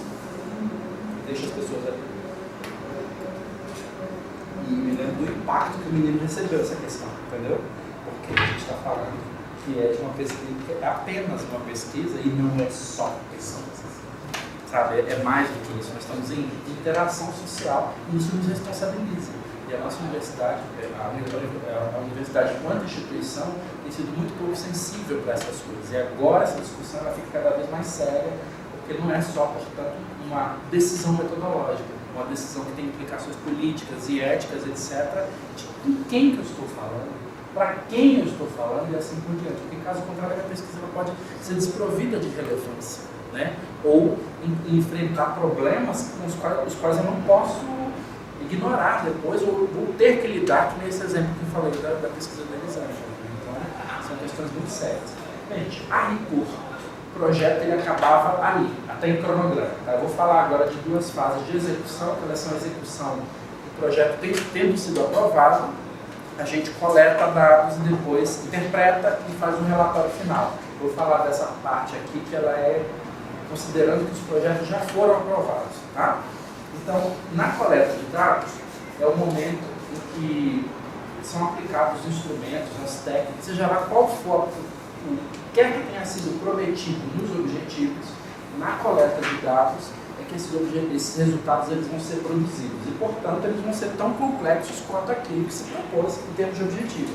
É a hora de nós pensarmos em uma série de técnicas, etc., E com a seguinte raciocínio na cabeça: quanto mais tempo eu despendi no meu planejamento, normalmente menos tempo eu vou despender no meu campo. Normalmente tende a ser mais pensado com antecedência e tem uma tendência de ser executado de uma maneira mais rápida. É regra? Não. Nas ciências humanas e sociais, inclusive, quase nunca isso acontece da maneira como planejado. Mas normalmente, quanto mais tempo você reflete a respeito do seu campo, você gasta menos tempo para executá-lo. Normalmente isso acontece. Mas claro que o próprio campo tem uma dinâmica própria e coisas aparecem no campo que elas não estavam previstas. E isso faz parte da própria natureza dos trabalhos na área de ciências humanas e sociais aplicadas. Ok? Bem, normalmente um controle muito rigoroso nessa aplicação dos instrumentos ele é fundamental para evitar erros e defeitos resultantes de entrevistadores inexperientes ou de informantes tendenciosos. Uma coisa que eu sugiro a vocês, se vocês não tiveram essa experiência, é vocês ouvirem a primeira entrevista que você fez e a última. Você morre de vergonha da primeira, né? Porque você literalmente não sabia nem o tom, o que falar, né, e tal. E se houver tempo, eu sugeriria até que as primeiras sejam descartadas, porque normalmente você está aprendendo a fazer pesquisa. E mesmo, estou falando, mesmo no caso de pesquisadores experientes, tá? Quando você começa uma pesquisa, é uma coisa completamente nova que você apresenta. E normalmente nas últimas entrevistas você está mais amadurecido na maneira de abordar os termos. É muito comum que os entrevistados usem alguns termos que podem abrir portas para você, enquanto que outros termos, digamos assim, um linguajar específico daquele grupo, e que quando ele é empregado, ele olha para você e fala assim: você sabe disso, e ele começa a te falar coisas que ele não falaria normalmente. Mas isso é só uma sutileza que a experiência no campo ela traz para a gente. Então as últimas entrevistas elas são sempre melhores do que as primeiras. A razão pela qual eu sugiro, se houver tempo, até que vocês descartem as primeiras entrevistas, que elas normalmente são muito pouco úteis, né? Elas são mais para você do que propriamente para a pesquisa, para você aprender do que propriamente para a pesquisa, né? Bem, pode haver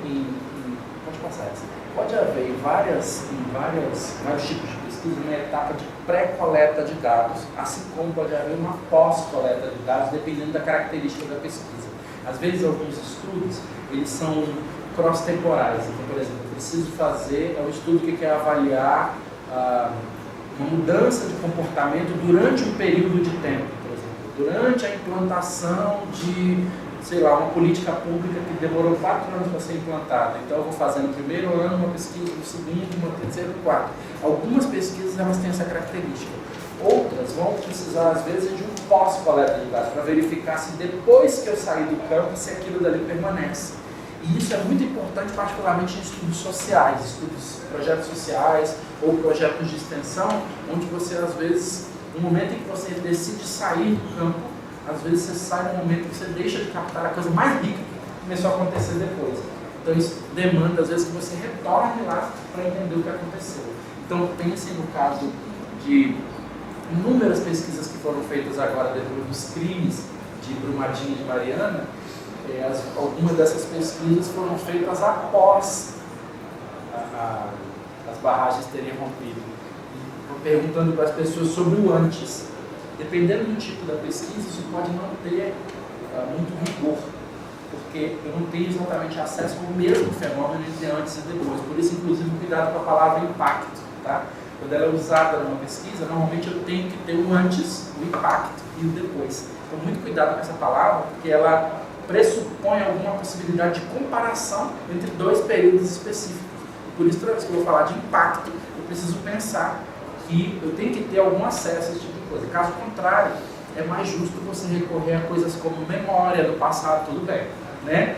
Mas não como ele era, como você lembra que ele era, porque isso é diferente. Estou falando isso em termos de rigor, de conceitual mesmo, que é para, às vezes, a metodologia não dá com os burros na água, de você ter uma coisa que é super importante, mas você não ter acesso à mesma qualidade de informação. E isso precisa ser pensado também. Ok? Posso seguir? Pois não. No caso, essa pré-coleta, digamos assim, uma espécie de aproximação, né? Sem muito rigor, mas assim, sem muita intenção de rigor, né? Às vezes para você... Para sentir. Isso. Né? Para, digamos familiarizar com isso. ambientar e tal. Essa etapa também é pertinente à construção, à pré-elaboração do próprio projeto, né? Sim, é possível. Temas que eu não conheço muito bem, Realidade. uma realidade que eu não conheço muito bem, é super super indicado, entendeu? Que você vai lá no campo para ver qual que é. Tem um caso ótimo para dar, que eu posso falar aqui da Fabiana. A Fabiana estuda pessoas em sofrimento mental e até então a gente estava trabalhando de um jeito, né? E aí ela falou, vou lá no Sersan, né? Que é o centro. E quando chegou lá, ela voltou no outro dia falando assim, meu Deus, entendeu? Ficou tudo muito mais claro, muito mais do que eu preciso fazer a respeito do trabalho. Não que fique mais fácil, mas fica mais claro porque algumas categorias a gente começa a construir uma historinha na nossa cabeça, né? Do que a gente acha que é, do que a teoria diz. Às vezes o seu objeto fica muito reificado, muito distante.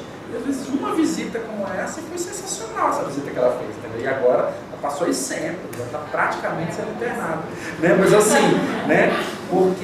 Mas aí ela percebeu que ela precisava humanizar essas pessoas, entendeu? E ao humanizá-las, ela consegue perceber dimensões que a teoria não alcançava e que vão trazer para ela desafios éticos, desafios políticos, desafios morais e tal, mas aí o projeto dela vira uma outra coisa. Então por isso que essa coisa de fazer pesquisa dentro de gabinete é muito complicado. Muito complicado, porque você tem uma pesquisa ótima na sua cabeça, que às vezes no mundo real não diz nada, não tem nada a ver com isso, né? Então a gente tem que ter muito cuidado com esse tipo de coisa. O contato com o campo é sempre muito importante. Por isso que isso reveste de complexidade o papel de uma pessoa que representa um projeto de pesquisa, principalmente, de cunho social. Isso significa conhecer aquela sociedade, conhecer o que eu estou dirigindo, como é que eu estou fazendo isso. Ok? Posso seguir? Bem, agora a gente chega na penúltima etapa. Isso assim, eu estou facilitando a minha vida dizendo que é isso, né? Que é a análise e interpretação dos dados. Bem, uma vez que os dados foram coletados, eu preciso agora interpretar esse material que foi coletado, e isso é o núcleo central do projeto. Por quê? Porque aqui é que você vai apresentar a sua contribuição. Não é mais o que o autor falou, não é mais o que os outros autores falaram, é o que o seu trabalho contribui. E nesse caso, ele precisa ser, os seus dados precisam ser explicados adequadamente, a fim de que a pessoa consiga entender, inclusive, o que foi feito, por que foi feito e onde você pode chegar com aqueles dados específicos que foram produzidos. Tá? Normalmente, a interpretação ela procura dar um significado mais amplo às respostas, tá? Vinculando-as a outros conhecimentos. É aqui que eu reforço o que eu tinha falado anteriormente, de que quando nós falamos de um levantamento bibliográfico, de um referencial teórico, o fôlego para análise é dado lá atrás na teoria. Porque é a teoria que vai apontar caminhos ou possibilidades de explicação daquilo que você encontrou. Eu tenho um caso que eu gosto muito de falar, eu falo para todos os meus alunos esse caso porque ele me marcou. 20 e tantos anos atrás, quando eu fiz a minha pesquisa da dissertação de mestrado, sim, isso tudo, eu fiz uma entrevista com um rapaz, eu vou chamar ele de Cícero, eu não lembro o nome dele. E aí, nessa entrevista que eu fiz com ele, ele começou a dizer, ele era um operário de produção têxtil, peão mesmo. E aí ele começou a dizer que o trabalho dele ele era criativo, era inteligente, que o supervisor dele ele exigia, ouvia sempre, que ele tinha autonomia, que ele tomava decisões. Eu falei, gente, esse cara é o protótipo do operário do futuro, é ele que eu quero entrevistar e tal, não sei o quê. E aí, depois que acabou a entrevista, eu pedi para ele, quebrei o protocolo, eu pedi para ele me levar no lugar onde ele trabalhava, especificamente. Eu não sei se vocês conhecem, pelo menos na época, 20 anos atrás, o setor têxtil é assim, você pega o algodão grosso, vem do campo, né? Tem uma máquina que limpa os caroços, transforma num fio muito fininho, e esse fio começa a ser trançado até virar a espessura de uma linha de carretel. E isso vai sendo trançado para virar uma malha de tecido bruto. Isso é colocado num rolo gigantesco da altura dessa sala, assim, passa numa piscina de soda cáustica, fica secando os 40 dias no galpão, e depois aquilo ali está apto para ser carimbado, que é o processo de como chama? De estampagem. Não. Isso é estampagem. Tá. E tem um rolo que entra cru, desce tipo um carimbão e fica fresco aquilo dali. E esse material tem que ser enrolado de novo mas não pode dobrar e tal. Então, o trabalho dele era ficar o dia inteiro correndo numa ponta, esticando, e na outra ponta esticava. Era isso o trabalho dele. E eu, quando eu vi aquilo, eu fiquei chocado. Né? E aí a gente voltou para a entrevista. Falei, gente, ele não estava mentindo para mim. Não era isso que ele estava fazendo. Ele não estava contando uma história. E aí ocorreu na hora uma questão. Eu falei, ô Cícero, você falou que você tem 2 filhos, né? Ele disse, você queria que eles viessem trabalhar fazendo o que você faz? Eu disse, não. E aí caiu a máscara. Caiu a máscara do que talvez ele achava que eu queria ouvir. Você entende? E aí ele começou a contar todo o desespero que era o trabalho dele. Que não era aquilo. Aí a teoria me deu a possibilidade de pensar que talvez ele criasse uma história para justificar sua própria permanência no trabalho. Se olhar no espelho e não se ver como uma coisa dispensável. Percebe? Toda a frustração que eu tenho, eu não lido com ela. Como? Eu conto uma história de que eu sou imprescindível. Mas só tenho condição de chegar nesse ponto se eu disse lá atrás na teoria de que o trabalho é uma coisa que é passível de autodeterminação. Me acompanha? Senão eu ia falar que coisa é uma coisa. Esse cara é mentiroso e acabou. Vocês entendem? Totalmente. Cuidado com essa palavra, viés, viu? Mas enfim, o que eu estou chamando a atenção é que foi a teoria que me salvou nesse sentido, entendeu? Que me permitiu uma explicação, porque eu abri lá atrás o que era possível entender como trabalho, cotidiano de trabalho, etc. E isso me permitiu uma possibilidade de explicação. Talvez se eu não tivesse lido essas coisas, eu fosse ter uma explicação muito grosseira para uma coisa que não era apenas, ele não estava mentindo simplesmente para mim, entendeu? Ele estava recriando o ressignificando a sua própria existência ali naquele contexto. Isso é muito legal, né? Só que eu tinha que ter eu li para falar isso. E às vezes a gente não faz esse trabalho direito. Esse de levantamento bibliográfico, que aí faz uma explicação e parece a nossa cara. Né? E aí, às vezes, por isso que a banca, às vezes, fica brava com a gente. Porque ela vê os dados e vê que você não fez nada com os dados, porque você estava com a teoria errada. Ou não eu que precisava ter lido para explicar aquilo que aparece ali. Por isso que às vezes a banca fica enfurecida com vocês, né? Você não sabe por quê, né? É por isso, né? Mas tem que ter essa coisa da linha atrás da orelha. Você tem aquilo que você busca, né? Aquela pergunta que você quer, né? Quer se envolver com essa teoria, ela te dá suporte, as analistas, né? Isso, normalmente. Mas você também tem que ter essa linha atrás da orelha. Ficar atento, né? Né? Buscar. Você, em nenhum outro momento de interação, ele não está à minha disposição. Aquela hora foi a hora que eu consegui, entendeu? E me ocorreu isso. E aí passou essa pergunta que eu incorporei no meu formulário. E era sensacional. Às vezes eu estava falando tanto de coisa, eu ficava só assim, sei. Tá. E aí quando eu chegava, soltava isso, a pessoa. Também existe também um pouco essa personalização. Sim. Pesquisas qualitativas, esse tipo de coisa é muito tranquilo, porque você constrói a pesquisa durante o tempo, né? Quantitativas, qualitativas, ela é continuamente sujeita à possibilidade de reformulação, de ampliação, etc. Mas a sacada de poder explicar isso é a teoria que te dá, não é outra, entendeu? Eu posso até ter a sacada da pergunta, mas se eu não tenho uma teoria por trás, eu não consigo explicar de onde aquilo ali surgiu. Né? Fala disso. Era justamente sobre isso que eu ia comentar, da questão do metodológico científico ser um pouco relativo nesse caso. Provavelmente você não estava com o gravador ali, né? Mas, na hora da máquina não, na hora da sala não. Mas você considerou esses resultados, sim, claro. esses dados como válidos, sim, né? sim. Da sua pesquisa, apesar de não estar com mas aí você tem que ter cuidados e tal, explicar como é que isso aconteceu. Naquele momento você saiu circulando pela fala, como é que pode ser que você pesquisa, entendeu? O que caracteriza isso como válido? Eu tenho que ter todo um trabalho para isso, né? Que é para a metodologia não virar aquela coisa ritualística. Porque quando eu mencionei para vocês que a metodologia ela é reflexiva, é que o tempo todo eu estou produzindo porquês vinculados a ela.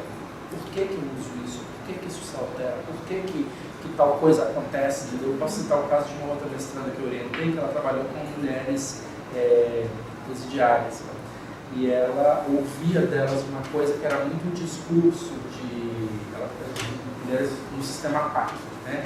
Muito no discurso que eu estou em recuperação, eu estou fazendo a coisa certa, e aí ela chegava no momento e fazia fotolicitação, não sei se vocês conhecem, que é você mostrar uma fotografia para a pessoa. Quando elas viam a foto de uma mulher algemada, elas desabavam, porque Ela jogava aquela coisa daquela culpa de ser mulher e cristã, porque se eu tivesse feito bem, meu filho não estava sem a mãe, entendeu? E aí ela era outra pesquisa. Sabe? Então a gente tem que saber até isso, né? Conhecer as técnicas o suficiente para saber o que usar ou como usar, mas isso tem que ser planejado antes. Porque fazer pesquisa, se é fácil, está errado. Ok? Posso seguir? Bem, então vamos lá. Ainda na análise e interpretação. Tá.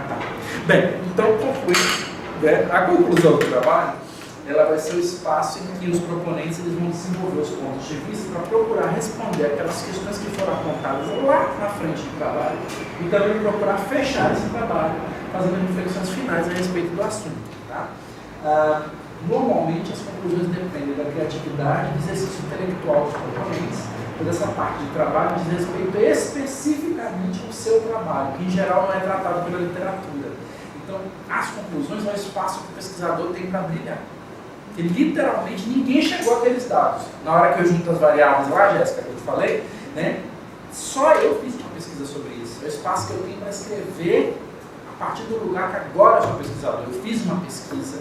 Ele não é mais o que os outros autores disseram, que é o levantamento bibliográfico, não é mais o que os dados estão lá. É o que eu tenho a contribuir para a ciência, para o meu campo específico de conhecimento. E isso vai depender de um certo atrevimento, é preciso, né? Porque você vai deixar o seu trabalho como contribuição para o diálogo naquele campo específico que você estabeleceu, né? E por isso que um amplo conhecimento é necessário para que essas conclusões elas se situem num plano adequado de análise, né? Em que você consiga trazer os seus dados, mas não ficar refém deles, fazê-los conversar com a teoria, mas não ficar submissa a ela, né? Destacando o que você tem especificamente a contribuir. Bem, isso tudo feito, você vai elaborar o tal do relatório final, o pesadelo de todo mundo que apresenta o projeto de pesquisa. Porque você às vezes pensa na hora do projeto, mas não pensa no relatório. E por isso que tudo que você propõe, você tem que fechar, né? Então, se as coisas não deram certo, se as coisas não foram possíveis de ser executadas, eu tenho que explicar tudo, prestar conta de tudo. E lembre que, como normalmente esses projetos eles têm a ver com a parte financeira também, você tem que comprovar os gastos e como que aqueles gastos foram vinculados à execução de cada uma das etapas do projeto. Então, não é uma coisa simples de fazer, dá um trabalho muito grande, mas se você conseguir realizar bem o seu planejamento, o relatório final ele é um fechamento, ele é um espelho direto. Porque tudo que você disse que ia fazer tem que estar no relatório final. Como se vou fazer isso, fiz isso. Item por item tem que estar colocado. Seja em termos de procedimentos metodológicos, reflexões, resultados e custos e prazos. Porque lembra que o relatório final ele tem que ser incluído ou entregue dentro daquele prazo que você propôs, né? Da mesma maneira que eu estava há pouco falando que falta profissionalismo em nós pesquisadores para lidarmos com essa questão do cronograma, eu chamo a atenção de que essa coisa do relatório final ela é um documento que ele pode nos habilitar para muitas outras coisas, mas também pode fechar muitas portas. O relatório mal feito fica lá na nossa fichinha de avaliação que a gente fez qualquer coisa. Então a gente tem que fazer uma coisa compatível com aquilo que nós propomos, porque fica registrada uma trajetória mesmo de produção dentro do que você propôs, de pesquisa, extensão, etc. Ok? Podemos seguir? Vamos passar isso. Bem, agora vamos falar da parte não técnica. Bem, a parte não técnica, ela diz respeito a inúmeros não ditos que estão associados, essa aqui é a parte do hashtag, muitos aspectos não ditos relacionados à própria questão da elaboração desses projetos e que elas merecem ser consideradas. A primeira questão é que o contexto de escassez de recursos associados a uma competição crescente faz dessa elaboração um item importante da mobilização de recursos de pesquisa, extensão, consultoria ou desenvolvimento. Tá? Primeira questão, saber quem financia a pesquisa e as suas expectativas ajuda a moldar propostas mais ajustadas a essas expectativas dos editais e dos avaliadores. Saber, por exemplo, que um determinado órgão de fomento ele é conservador, o outro que é mais moderninho, que um dinheiro vem, por exemplo, de uma fundação na Alemanha, que vem de um sindicato, que vem de uma ONG, que vem saber disso, saber qual é, quem é a organização que financia, é uma coisa muito importante, porque ela vai dar para nós indicações, por exemplo, de conservadorismo ou progressismo possíveis dentro da sua linha de argumentação. Levantar também o histórico de propostas financiadas, quem já recebeu dinheiro e pesquisando o quê? Isso é muito importante. E também quanto recurso era alocado para cada projeto, porque às vezes a gente encontra projetos super interessantes que são financiados. Aqui, não, isso aqui é moderno, financia projetos sobre feminismo. Você vai ver lá, o projeto é 4 mil. E aí, no mesmo período de tempo, tinha um projeto sobre, sei lá, a Igreja Católica que deu 40 mil. Talvez de feminismo só para constar, vocês entendem? Mas o dinheiro grosso vai para projetos que têm uma outra característica. Então a gente tem que saber, tem que ter uma certa malícia para saber até pleitear uma parcela maior de recursos se o seu projeto for mais conservador e se isso dizer respeito a uma organização mais conservadora. E vice-versa. Se às vezes você nem vale a pena entrar num esforço para fazer parte de um edital se o projeto, se o perfil não dizer respeito àquilo com que você trabalha. E isso é muito importante, porque às vezes é metade do seu trabalho é descobrir isso. Tá?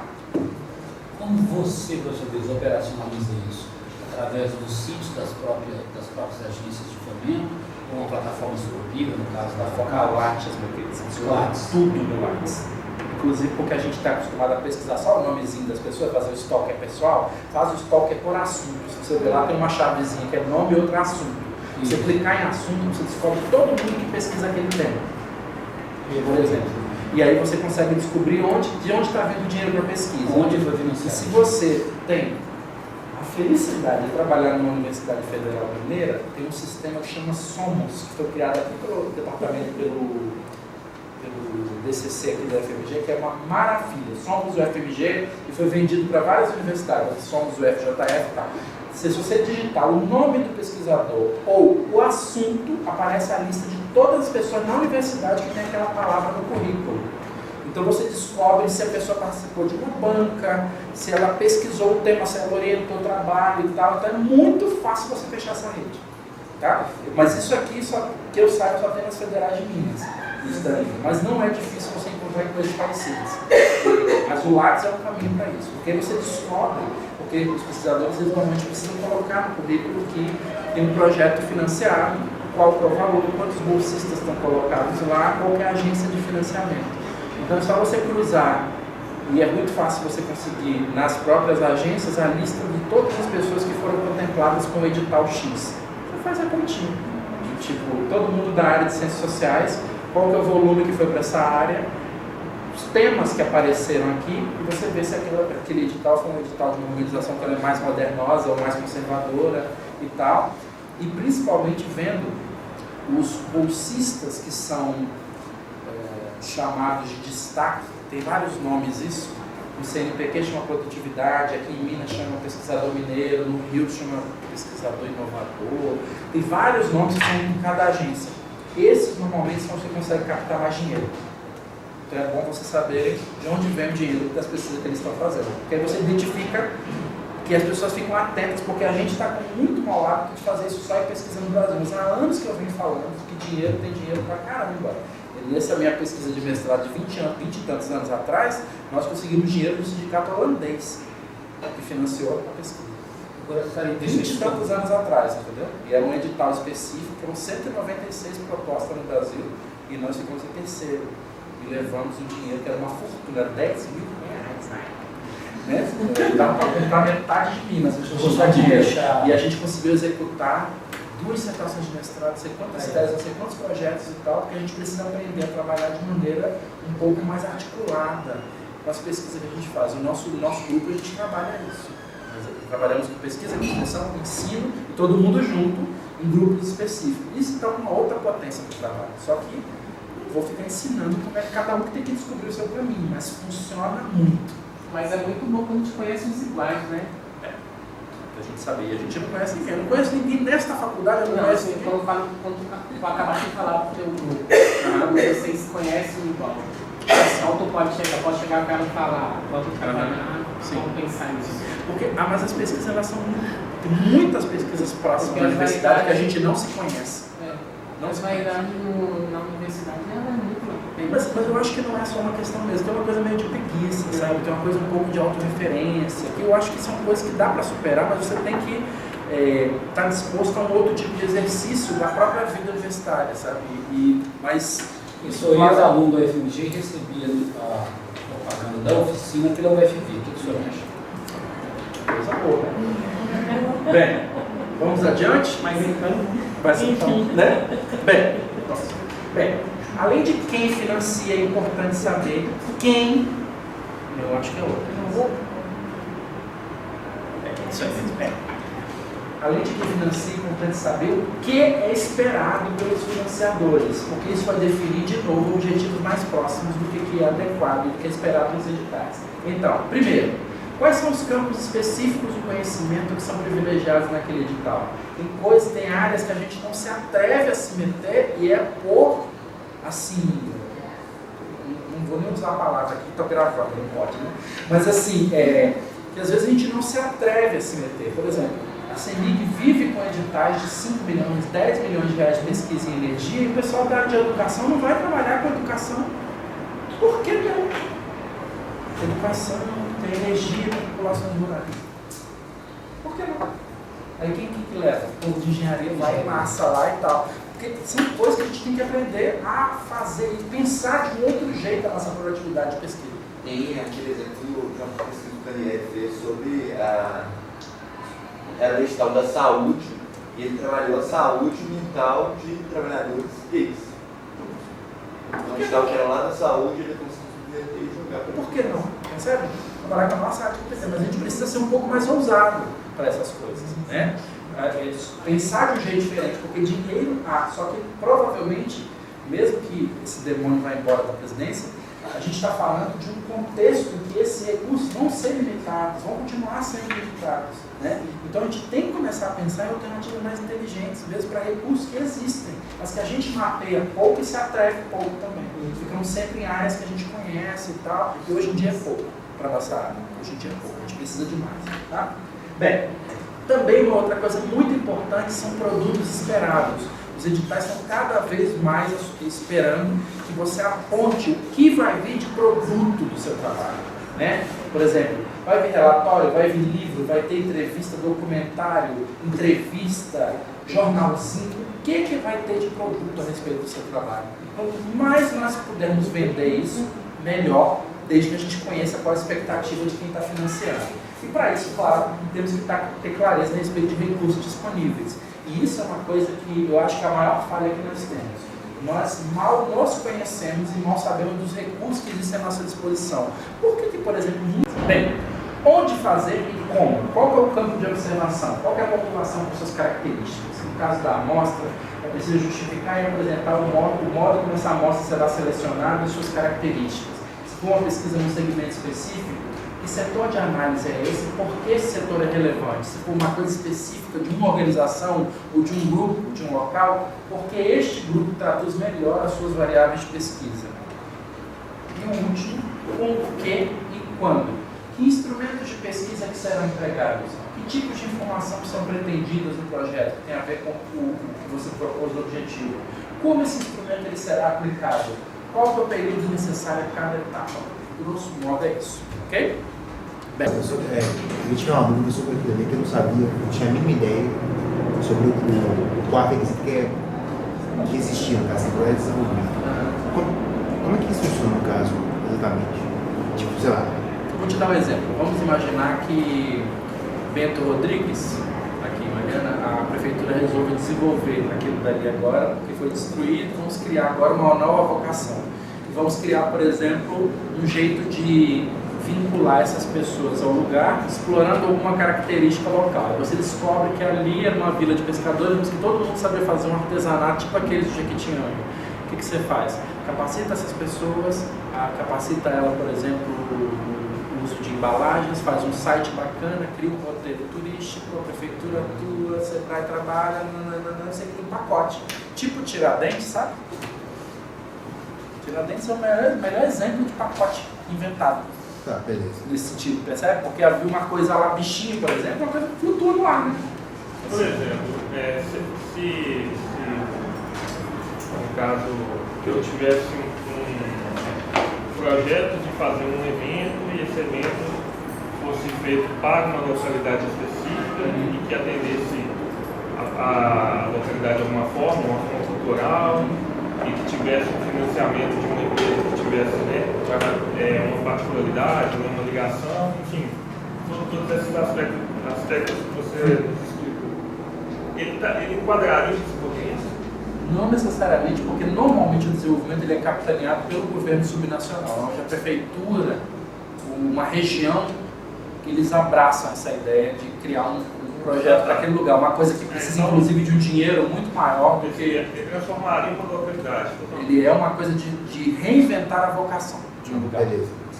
Considerando isso, no caso, eu posso esbarrar, considerando que eu entendi direito, eu posso esbarrar ou não em uma barreira.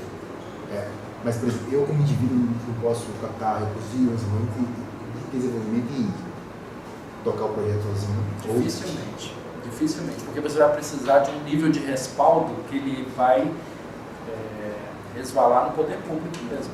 Assim, então, quem é você para falar em nome da região, por exemplo? Ou conseguir recursos para a região? Você precisa realmente de representantes, de muita articulação. Uma coisa muito, por isso que eu falei que é muito mais complicado, o volume de recursos é muito maior. Mas, por exemplo, mas é muito difícil. Mas inicialmente tem que ser alguma coisa pautada no Estado, ou seja, por exemplo, a prefeitura, eu tenho que ter a aval da prefeitura para isso funcionar? Sim. Necessariamente? Você tem. Ou da região e tal, porque é uma coisa que você não consegue estabelecer só com um bom projeto. Sabe? Mas, por exemplo, se eu tiver apoio da comunidade como um todo, eu posso? Pode, mas não é suficiente, entendeu? O problema é que a comunidade precisa de um respaldo de alguma coisa, porque inclusive quando no momento em que chega o selo do poder público, as portas se abrem para esse tipo de coisa. Enquanto não chega, pode ser um projeto privado. Talvez o que você está falando, o que ele esteja falando, não se encaixa em desenvolvimento, mas se encaixa em outro. Sim. Mas tem um mecanismo hoje de orçamento participativo.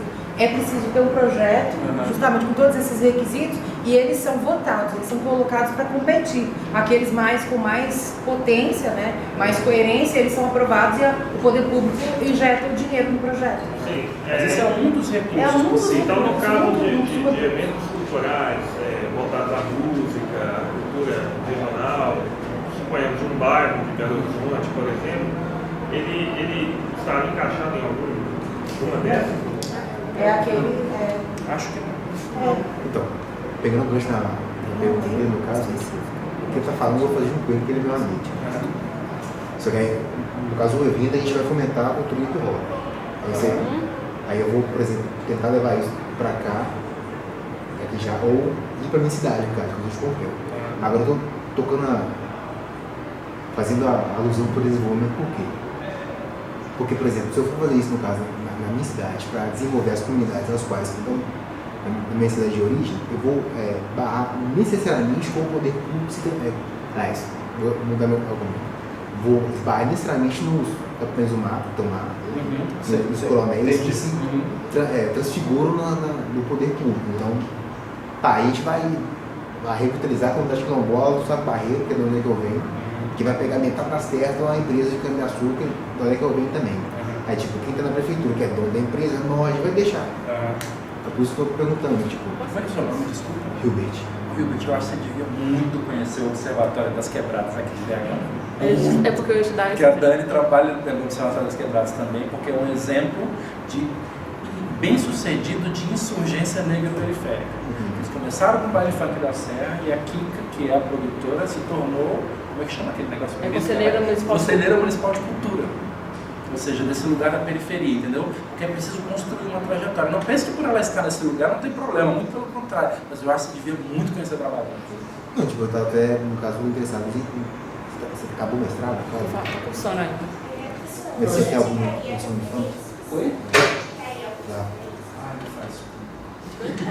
Faz eu posso mandar essa apresentação para vocês e tal, não tem problema nenhum, porque isso daqui na verdade eu diria que são anos de janela. E isso que eu trabalhei de um jeito bem direto com vocês, esse tipo de coisa, porque isso aqui tem tanta coisa que embasa essa experiência minha, sabe? Inclusive todas as coisas que não deram certo, que agora parece que eu estou arrasando, eu também errei muito, entendeu? Mas queria que vocês uma referência sobre isso. Tá. Só quero agradecer a você, ao núcleo, a oficina foi belíssima e muito proveitosa. de repente deixar uma sugestão para uma próxima oficina aí de fontes de informação científicas, tal como a gente utilizar as métodos que o senhor sugeriu, o Lattes, que eu achei interessante, nunca utilizado, né, e outras fontes de informação, quem sabe o Nilton possa desenvolver uma próxima oportunidade para a gente. Muito obrigado, tem que ir, tá? Questões? Eu tô achando que não vai rolar, pastor. Mas enfim. Eu acho que é porque, pelo menos nós, a gente veio, a gente foi atraído pelo tema, e a gente tinha muitas questões que muitas foram respondidas, e outras também, eu acho que a gente vai solucionar agora, para as pessoas que estão aqui, que têm outras experiências também. Então, talvez, além dessa parte prática, talvez é interessante ouvir outros exemplos, né? Perguntas, talvez. Eu vou fazer o seguinte, função dessa baixa adesão, eu vou encerrar por aqui, tá? E eu vou agradecer por vocês, tá? Peraí, eu sou uma graduação aqui da FIS. Acho que a única pessoa de exato é a pessoa. Vontade de ter saúde. Eu posso, sei lá, procurar você depois para... Deve. Todo mundo aqui trabalha comigo. Todo mundo. Tá? Fala nas meninas. Fala nas meninas. A Flávia também, está escondida ali, também trabalha comigo. Falou no começo. Ok? A Fabiana também tá ali. Como diz meu pai, ele é gente boa, mas né? Entendi. Ok, gente, então eu agradeço vocês, tá? Pela presença. Então, é o que eu ia perguntar. Não pode, o FMG não tem na graduação e na mestrado.